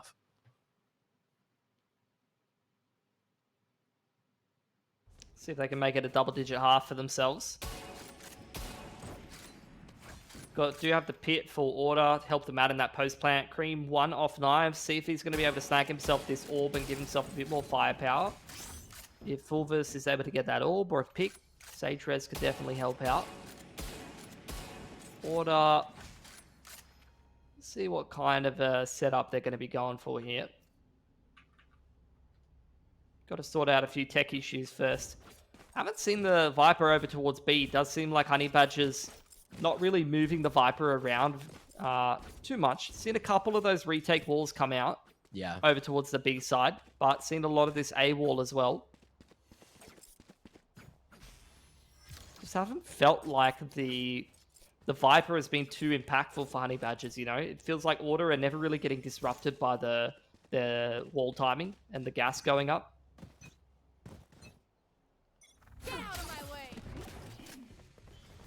Well, again, Order look like they're going in off the back of some form of setup. Slow orb to stop the aggression with Autumn sent straight in over Belt with the knives. They're going to be spamming across the wall as well, trying to find another freebie, but there's no more aggression coming out from the defenders.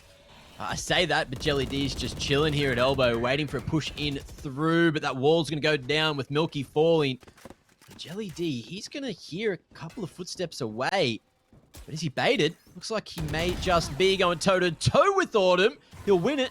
dismiss away with his life. So not quite equalized. Order still with the one-man advantage and now full control of B site. Yeah.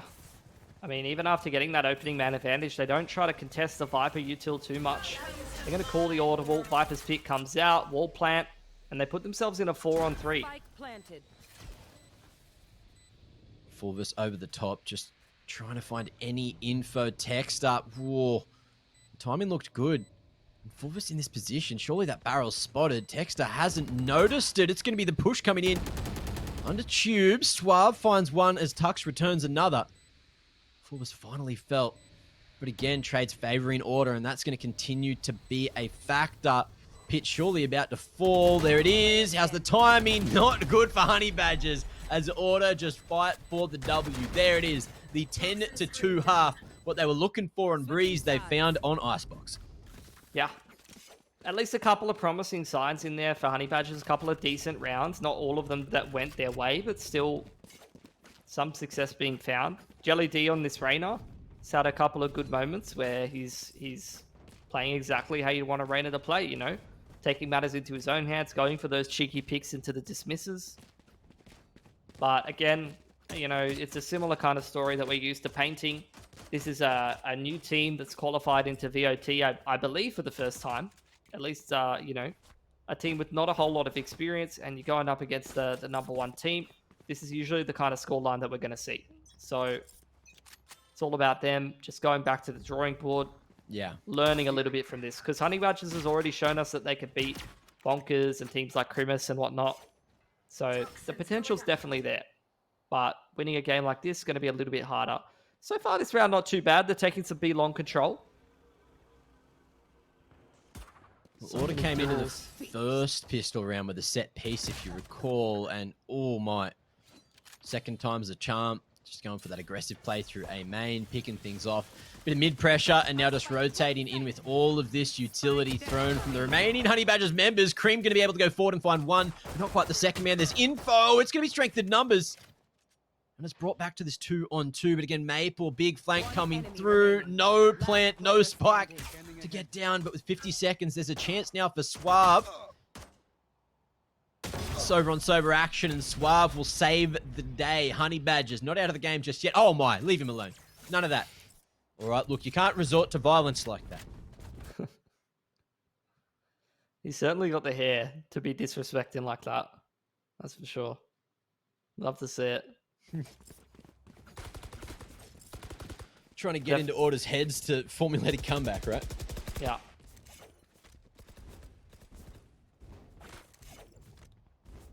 But I don't know if it's going to bother them too much, to be honest, Mac. Yeah. At least it gives Honey Badgers an opportunity to show us what's going on their attack side here. They have the economy in their favor. They need to try to complete this anti-eco. We've seen it time and time again. They explode out of the smoke or waiting for the smoke to fade. Not going to work out this time, though.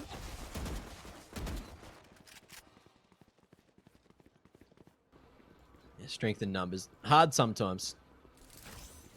Pistols can be pea shooters, and then other times they can be the best weapons in the game, considering they're free. Now, 1-on-5. Look, Maple, he had a chance last round, and he's in a good position, still unspotted, but Honey Badgers hold their ground. Here.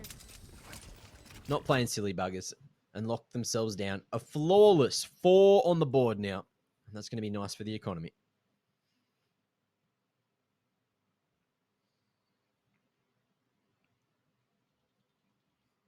This is where Order an opportunity to respond on their own gun round. Honey Badgers, though, they had some pretty decent weapons. 2 Vandals already to work with, 2+K on most of their players. Spectres and Bulldogs don't do too badly on the right duels as well. So a chance for them to do quite well for themselves. Tux has been pretty solid today for Order. Not surprising that any of those players can pick up the slack.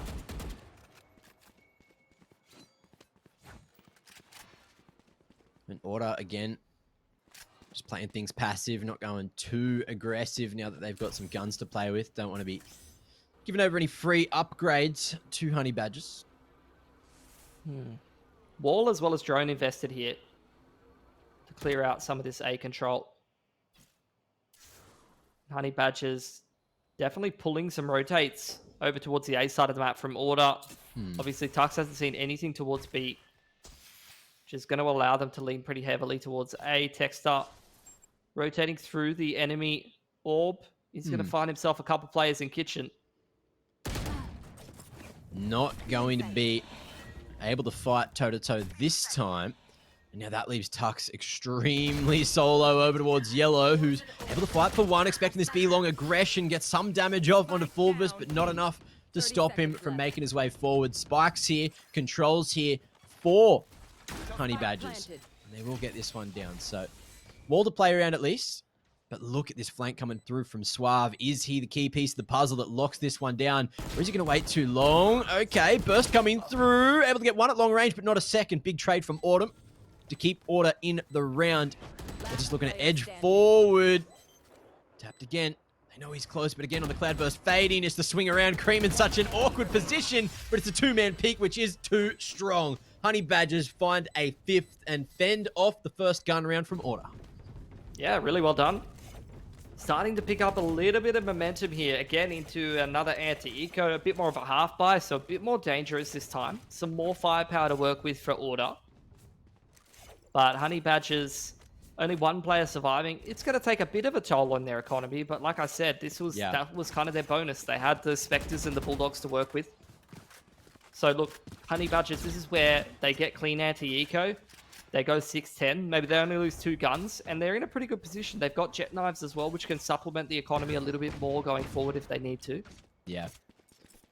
Look, 1 or 2 players have a good round here, then that's another ultimate on board too. So we'll see how the rest of the round plays out. Tux going to try to play the one-way with that orb, but he's run out of gas for the time being. Texter spotted, tagged up as well as Maple. Just dropping that Hunter's Fury to try to dish out any damage, slow down the push. There's some big damage coming through. Fulvus will get the res off, rather. This Texter, he's just locking the boys into the corner now. Fulvus doesn't want to try to commit to the plant. He's got not much extra help. Lineups there. Finds himself the double, but is it going to be enough? Disco dancing around, healing himself up, and Suave on the lurk has an isolated freebie. But Disco, that's given him an opportunity not only to stay overhealed, he's got that ultimate online, but he's found himself the Vandal. Yeah. Don't think he'll be popping the ult for this one. No more info gathering utility here for Suave. He's going to start making footsteps. Will be heard by Disco. Doesn't seem to be buying it. His overheal has run out now. 30 seconds left. It's a nasty line to hold, and it's not going to work for Disco this time. Suave, eyes on the prize, crosshair trained on the right position to try to cross to Yellow to pick up that final kill. So wins that 1v2 with the late lurk in under Tube. And it will lock down a 6th, but the issue, Mitch, is they keep on winning these rounds with like one alive for the last couple of rounds. Yeah, which, look, it's supplemented by the fact that they won their bonus. So yeah, at least their economy isn't completely in the bin, but it's not booming, you know. This is still on a knife's edge. If they lose 1 or 2 gun rounds, then Order's staring down, 12-6, potentially. Getting pretty close towards the end of the game. So Honey Badgers, they need to keep up the concerted efforts. Viper one way, going to keep them back for the time being. Autumn deep on this mid line. This could be a free pick for the man. Milky just got his ultimate online as well, so they have a Viper's Pit to play with. Where are we going to see him go? They still have that wall as well, I believe, in their back pocket, which they didn't use early. And Autumn, very aggressive, but Jelly D going to beat him with the peak there. Yeah, over flick there from Autumn. Does end up paying the price for it. Does seem like Honey Badgers really wants to kick off this mid to B. Keen to see if they're going to slow this one down and reroute elsewhere, and it does seem like that's their intention, but Maple's made the mid-round play and even things up here. Actually, a man advantage now for Order. Ridiculous. Man's pushed under Tube, back up Tube with a quick flank that Honey Badgers weren't expecting, and Cream as well. Able to at least come through for the trade, but he did allow that push through enemy lines. Now, of course, the Viper's Pit down in Kitchen means that there's going to be a whole lot of attention that Order should pay to this, but they're still allowing 2 players to be invested towards that A site. Texter, a little cautious, a little wary of that flank to come through. These walls, both of them up at the moment. 18 seconds. Cream needs to get to site here. Needs to try to create some form of space, but Disco hidden here. Oh, that one's rough. He's got the extra info with the dismiss, and that should be the round. Milky, look, better late than never is something a lot of people say, but this time he was just way too late. Yeah, not a decisive enough mid-round there for Honey Badgers. You could see that the call wasn't clean enough. You know, they were confused about what the mid to late round was looking like, whether they were going, whether they weren't going. This is where you need to have those protocols in place where you're going to freeze and stop and wait for more picks. You're going to reset back into the default, or whether you're going to pick up the pace and commit in towards the mid to B and the initial play. The Viper's pit in kitchen wasn't really utilized because they rerouted back towards A. The indecision and the hesitancy burnt too much time off the clock. And Order will step into that space if you give it to them. Again, Jelly D on this Raider, man. He's been really the shining light so far for Honey Badgers for the most part. Most of the rounds they've won is definitely a key reason why, and they're not expecting the second man aggressive with the wall. Disco gets that eye out, but unfortunately, he's going to lose his life for it. And no gun in hand to fight with, and Honey Badgers, they're just going to fall back after getting themselves the early couple of picks. Maple, he's able to hear those footsteps crossing, holding, fighting, and Order. They swing it back in their favor. But the cross will come through, so A site should be in the hands of Honey Badgers. It looks like they've counted it. They seem to be aware of this as well. Just running in knife out. Oh, wall across screen side. Going to make it a little bit more difficult to enter back into the site here for Order. Plant's only now just going down. It's not an open plant. It's actually going to force Honey Badgers to play close towards main here. Ooh. How's this positioning? Fulvus up against the wall, so not open to a flank yet. They've heard the footsteps. That's going to draw out a whole lot of attention. Autumn is making noise, and he's going to be in a 1-on-2 now. Fulvus spotted over to his elbow, but he's coming in from above, only able to get one off as Fulvus close, able to swing for the trade. And that's going to be 7 secured. The game ain't won yet from Order. Honey Badgers, they're here to play. Yeah, good to see them just continue to pick up rounds and chip rounds in there, you know. It's about gaining this experience. It's about pulling these rounds away and learning what works for you in an official against, you know, the best team that we have to offer. Seeing a lot of good things for Honey Badgers. Pretty decent performance across the board, considering they're behind in this game. You know, there's no one really lagging behind too much. Kicking off the round again, it's his aggression towards the B side. Milky's got middle under control, playing that Viper role very well. He's just against the anti-eco here, though. Nice pick onto Texter coming through, and with that, means there's no wall to stop them from going out towards the B side of things. Tux does have his to play with, which he didn't utilize earlier, and Jelly D finding that mid aggression. Off the back of that, he's going to just send it straight towards A. Order. I'm going to try to catch them in rotation, but they'll definitely be getting there after the Honey Badgers. Yeah, it's a pretty nice reroute. Maybe not super necessary, considering it's an anti-eco. Fulvus almost loses his life, and pushing through. through. Actually, that's the bomb down. That's a rifle for Tux, but he's the only one alive here for Order Mac, and he's going to lose his life. Honey Badgers, a little bit risky, you know. I would like to see the extra 10-15 seconds. I know that like they had the right read, but on these anti-ecos, you can't always guarantee that the rotations are going to work the way that you think they are, you know. Like if you're reading it like a gun round, sometimes the other team is like stacked on A or something weird, and then Urena sends it in and loses his rifle, and then things can get sticky. Even then, like the cover wasn't 100% there, so couple small details that worry me a little bit, but they still get the round across the board. And there's a whole lot of ults to work with for Honey Badgers. They're not working B this time, Mac, with all of their players. They're going to start making their way towards middle. That's a nicely timed dart. Yeah, a bit of pressure coming in through tube, under tube, but there's a wall in the way this time, and Maple none the wiser. He's got no idea that Jelly's managed to thread the needle. Drone across, though, has to have been spotted. Yeah, he's pulled the drone off himself. Just ready for a push under pipes, but it's not going to come through. But what to from here, right? Like, you cancel that whole middle aggression off the back of the drone. You have got B long. Suave's taken B long by himself, so that's going to give them the plan B that they were looking for. Viper Wall needs to be invested here, and then they could try to get in for the plant. They do not want to lose opening pick. They might not be anticipating the AWP over here. A deep line. All the way back at Snowman.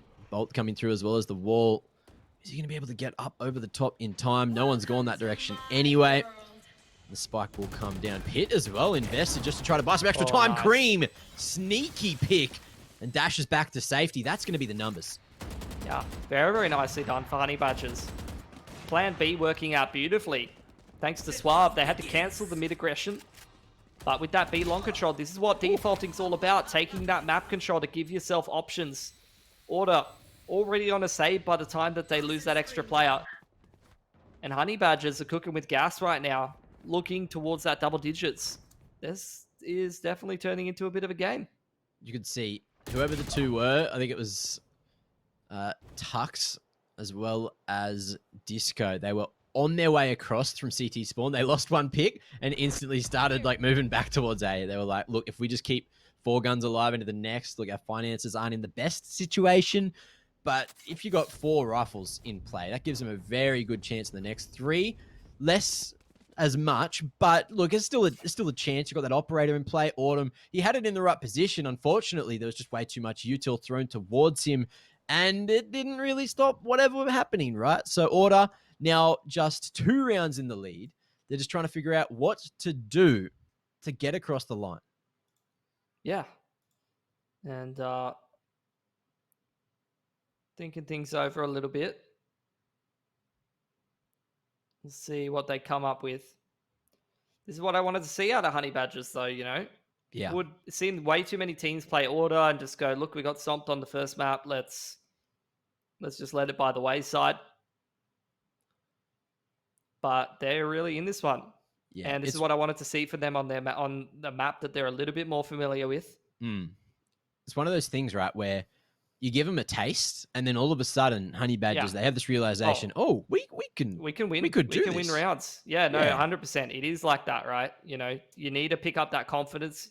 If Order just gets in your face like they did on Breeze, and they crush your confidence, and they are always one step ahead, winning those opening duels, making those mid-round pushes, that's where the game is really hard against as an underdog, because you're constantly responding to what Order's doing. But Honey Badgers are actually being allowed to play their game a little bit, and it's not looking too bad. Scanning ahead.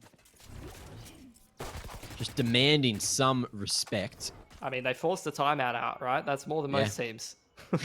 Very true, very true. Now, Jelly, he's got the spike on his back, and for a second, I thought he was going to try to go for this mid-pressure alone again. Didn't go for it. So, you can throw those worries out the window. And Texter, he's going to rotate back towards A. Go for a bit of mid-pressure himself, but he could just be walking into a trap. Oh, this is so good. Honey Badger's completely different look. You know, they haven't really pressured over towards A very much. They've mostly just been working middle and B, and Cream has threaded the needle so beautifully to find the opening pick there. Honey Badgers, they've been doing a pretty good job finding these man advantages. Rez comes out, immediately reply over there on the Suave. He's read Texter's positioning beautifully. And that's a 2-man advantage. They're just going to pick up the pace straight into A, and no one's there to stop them. Just killed them twice. Looking pretty nice for another round now. Double digits on the other side of this one, and Maple already starting to walk away with the Spectre. Another save going to be called from Order. They'll have some extra cash in the bank and maybe get something going into the next. But again, it's just one of these situations where you're so damn worried. There's a pick and a potential upgrade if they can manage to slide Maple across there. Yeah, he's licking his lips. Look at him. Yeah, he's hungry. He's drooling. He's thinking about it. And there's no attackers close to stop from happening just yet. But he'll probably go for it right at the end of the round. Yeah. Wait for that explosion to clear out some of the angles so he doesn't have to worry as many. There you go. He's nicked it. Sneaky, sneaky man. And Honey Badgers, they're very worried about their own economy. They don't want to be handing across too many weapons. They don't want to be losing too many members either. Because, of course, if you do have absolutely no money, then these comebacks can get pretty questionable. But that being said, they're pretty good. They've They've won so many in a row, dude. Like what? Yeah. 8 for 1. 8 for 1 on attack. Not bad. That's pretty nice. Let's see if they can close it out, though. They forced the respect out. They forced Order to respect them. Now they got to close it. Op still in the hands of Autumn over there. And again, does seem like Honey Badgers wants to make the play over towards the A side of the map. Again, Maple and Disco over there. The Dark at the full scan. See so many players. Texter straight on his horse on the rotation across towards the A site. Drone goes in. Disco in the Empress in combination with the Hunter's Fury, applying a lot of pressure on the entry into the site here. He's got that wall as well, just trying to slow down the push. Jelly D just waiting for it. He's going to go through. And it was a mistake, but Suave, he wasn't ready. Some form of communication mishap coming through there. And it's going to be Disco holding strong for a moment. Finally traded out now as Order. They've got the numbers. Yeah. But Fulvus has something to say about that drop on the res just in time. It is going to be a wall up, but it's not going to save him. Fulvus has to fight with his gun in hand. Maypool coming in with another, but he'll fall too. It's back to the 2-on-2, and it's anyone's round. Yeah, and it was a one-dimensional push. It was 5 players towards A. Honey Badgers, they didn't default. They didn't work the map. So being able to go for the contingency plan and find some pushes elsewhere is a difficult prospect. But Milky is just absolutely doming people on 9 HP. That's his second pick. He's turned it from a 3-on-2 into a 2-on-1. And now it's all on Autumn. Thing is, as well, if he goes for this, that's potentially losing the op. Yeah. And he won't have the money to replace it. Box not bangable any longer. Spike planted. That was a change a couple of months ago now. And it enables that safe placement. Cream not spotted. But Autumn patience. So damn good.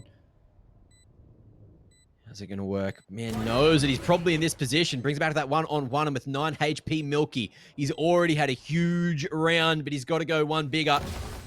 Beautiful. Not going to work for him. And Autumn saves the day and maintains the lead for Order. 12-10, putting him on the match point. Oh, Honey Badgers. Starting to play a little bit differently now that we're getting to the tail end of this game. Still a bloody close round, though. Yeah. But you can see it's very different from what they were doing before, where you had the individuals finding map control, where they're working the map. They have those contingencies. They are more so playing quite grouped up now that they're trying to close it. Need to make sure that they don't change things up too much, that they're not playing into their strengths anymore. But here, an opportunity to push for OT for Honey Badgers. They can break Order's money if they win this round and still keep trying to keep themselves alive in this series. Tuck's helping Autumn out here. Trying to keep the operator on the line. Drone through from Suave. He's done a pretty good job of info gathering over towards B, and it seems like a similar approach for Honey Badgers. They're trying to work middle and B, but they've lost A control in the meanwhile.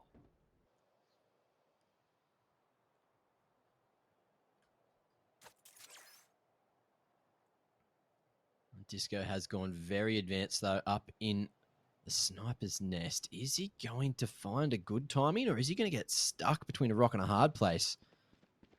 He may have heard these footsteps coming across as well. Suave making a ruckus, but there's been no rotation just yet. Couple of pings coming through on the map, and they're worried, but no one's cleared out the nest just yet. Suave looking to line himself up this recon dart. And it's just a matter of moment. It's one of these inches situation all the way up mid. They're already on site, and Disco is unspotted. Shots bomb going down. This is the game, Mitch. This has to be it. Disco, clutch positioning, and Honey Badger is going to be kicking himself that they did not clear out that one. But Suave, he's got an opportunity, but it's a hard one to follow up from. Texter finishes things off here and takes it 2-0 for Order. Yeah. And level of celebration, not really there. They are. They expected to win that one. It was a little more difficult than they might have anticipated. Honey Badger's kind of pushing them there. There was definitely a period where they were like, 8 for 1, 9 for 1 streak of rounds. So, look, that's good to see from Honey Badgers. That's what I want to see more of in this competition. Not expected to beat Order, obviously, but being able to see them put together a strong attacking side like that shows promise, and I want to see them up against some of the other teams that they've been doing quite well against, like the Crimus and Bonkers and all those other teams that they've got a pretty solid shot off, and we'll keep an eye on their progress. Mate, it was Tux's day today. Top fragging on both maps. More than 2 times KD on the first and then almost the same on the second, just laying down the groundwork. Usually you'd be looking at your duelist to be carrying in terms of the kills, but Tux has just been so solid for so long. Techstar, bit of a slow day at the office, but he was just playing his role, doing all the right things, doing a lot of the information gathering at times. Yeah. He's definitely a player that in that role he can definitely turn it on. He can definitely go through those mid-round pushes. Yeah. We saw Tux do a little bit more of that today, and that's the thing. There's only so much space in a team. There's only so many frags on the server, and it could be anybody for Order to pick them up depending on what day it is. So a lot of depth there. And look, Honey Badgers as well, you have to hand it to them. They did such a good job to try to get back in that game. The comeback, it was on. I could hear the train chugging, but it just didn't make it to the station today. Hopefully, we can get to see a bit more from Honey Badgers going into next week. Of course, we do still have 3 more days of groups next week. But for now, that is pretty much the end of week 1. Still just checking in to see if we can finally have a chat with one of the players, have a chat about what's going on and what's been going on. But again, also like a 2-0 win from Order. It was expected, and there was just dominance that at least showed in Breeze. Yeah, for sure. Breeze was quite a good day at the office for the boys on Order. As for Icebox, like I said, that's where Honey Badgers has had a couple more reps. They were able to get a little bit more into their comfort zone. It was good to see them show a little bit of resilience and start to bring things back from behind. But like I said in the cast, I kind of felt like they fell into a pattern of when they were 8-1, they were having so much success of the individual duelists going out and finding space and finding frags and map control, and then they had their contingencies from the utility and from the default. But when the pressure actually came on, we had attack timeout. I've seen a lot of the teams at that tier 2 level fall into the same pattern of they try to death ball or they try to go to a completely different strategy that wasn't their win condition. That wasn't what's been finding them so much success across the half, and that's where things started to break down a little bit. And look, we'd love to have a chat with the players, but that's not going to be happening today. We'll have to check in with them all next week. But of course, let's have a quick catch up with the leaderboards where they currently stand. In a second, of course, it's going to change slightly. Of course, Order's going to be at the top. We had 1 game from each group today. Order now 2 wins out of the 3 games. So I wouldn't say they've 100% locked in their position on the leaderboard at the top, but they're 1 win away from locking in the playoffs, Mitch. Yeah, and there's some really close sort of score lines in terms of the round differential that we saw earlier on today. I think obviously seeing the boys over there on Mind Freak dropping a map pretty one-sidedly is going to be a difficult day at the office in terms of the round differential. They might not end up being one of the teams that goes through their group unless they're able to win another game one-sided. Depends if we come down to a tiebreaker situation, and obviously every tournament's different. Need to have some clarification later on once we get to the end of the group stage about how do I say it, about the tiebreakers, the head-to-head, is it head-to-head, is it round difference, all that kind of stuff that we get to when we get towards the end of the fun stuff, the group stage. Yeah, the fun stuff, the technicalities. So if it does come down to round differential, good day at the office for Crewmass, good day at the office as well for Order. I have to say, if you're going to win some of these maps one-sidedly, you're feeling pretty good about yourself. And look, it was great to catch up with a couple of the new teams today. I wouldn't say newer teams, but newer teams in this level of gameplay. And it's great to see that there's definitely a whole bunch of talent in the Oceanic region. Now, leaderboards are ready, so let's throw those up and have a quick look at where everyone currently stands. Order with that dub, 2-0, still maintaining the lead and probably looking to make that 3-zip going into next week. Plus 27 round difference. There you go, Mitch. And Honey Badgers, I feel like from what we saw from them, I don't know if they're a 0-2 team, but unfortunately they didn't take the W over Bonkers yesterday. Well, it says, right, that was a very close series, first of all. But second of all, a lot of this round difference comes directly from Order, handing it to them a little bit on Breeze. And it's a promising sort of stat line to look at. When you have a team that is like not one of the favorite teams or something like that, if they're losing out or they don't make it through a group stage or something like that, but the round difference is really tight, it shows you that they're playing closer games against all of their opposition. It shows you that the potential's there to win a couple of maps. They just need a few tune-ups. They need to work on a couple of mistakes, and that's what this is all about, right? It's very early on in the year. We're still just end of January, first stage, group stage of VOT. whole lot more potential for teams to keep improving and come back and give it another crack. Yeah, speaking of improving, let's bring up Group 2, Group B rather, and have a quick look at what's changed here. So Crimis up the top 2-0. Yeah. That team definitely turning a whole bunch of heads today, taking out Mindfreak 2-0. Mindfreak themselves 1-1 on the leaderboard. Still maintaining that second position. And then Meow Meow and Iconic, you still need to wait for them to play their second games as well, going into next week. So much you want to talk about on this one? Yeah, what I would say is I think that victory kind of cements right now that we're in a stage of parity. You know, obviously last year we had like a top 3 or a top 4, and, you know, domestically in Oceania, because we're such a small region, there's usually only a couple of top teams, and it kind of fluctuates depending on, you know, what stage that things are and whether there's been roster shuffles and how many international opportunities and all that kind of stuff is going on. I think at the moment I'd say Order's obviously still number 1, but right now, I have no idea in terms of the matchups amongst some of the teams that sit below them in the hierarchy will go. And that's what I'm keen to get into as we get deeper into this group stage, as we see more and more of VOT. We're going to get a good eye for which teams are actually looking the most promising. And look, with a couple of upsets in groups, that leaves it open for potential for the seedings to be all over the place once we do get the playoffs as well, which makes it extremely spicy indeed. But look, to get there, we got to have a bit of a chill week. We're going to have a couple of days off, and then Friday is when more games are going to be happening. And I believe it's what are we going to call it? Pilmodo? You want a little bit of that? Yeah, I guess so. Yeah. Going to have this man on your screen, as well as Dion Komodo there as well. So hopefully you guys hang around and you have a good Friday Arvo of games. But for now, that leaves us until next Sunday. I think I'm going to see you. That's going to be a good day. And look, I hope you all enjoy your week. I hope you all enjoy yourself. Stay hydrated. It's bloody hot out here in the Outback. And it's a sweaty one as well. So make sure you have those cold showers. Love you all dearly, and we'll see you next Friday. Pain picks up 1, 2, 3. Beautiful stuff here coming out from Pain. They'll know exactly that there's a player here potentially trying to come up with a sticky play. No, oh my god! The Viper's pin does get pulled on out. Clutchy dispatches of Easy, and there's another entry point. Even with all the Viper units still down here from RDW, Bunda! They do gather the information, and Myth has actually moved around onto the other side of this poison cloud. It's great on the whole. Another picked up by Myth. A third! A third! Oh my word!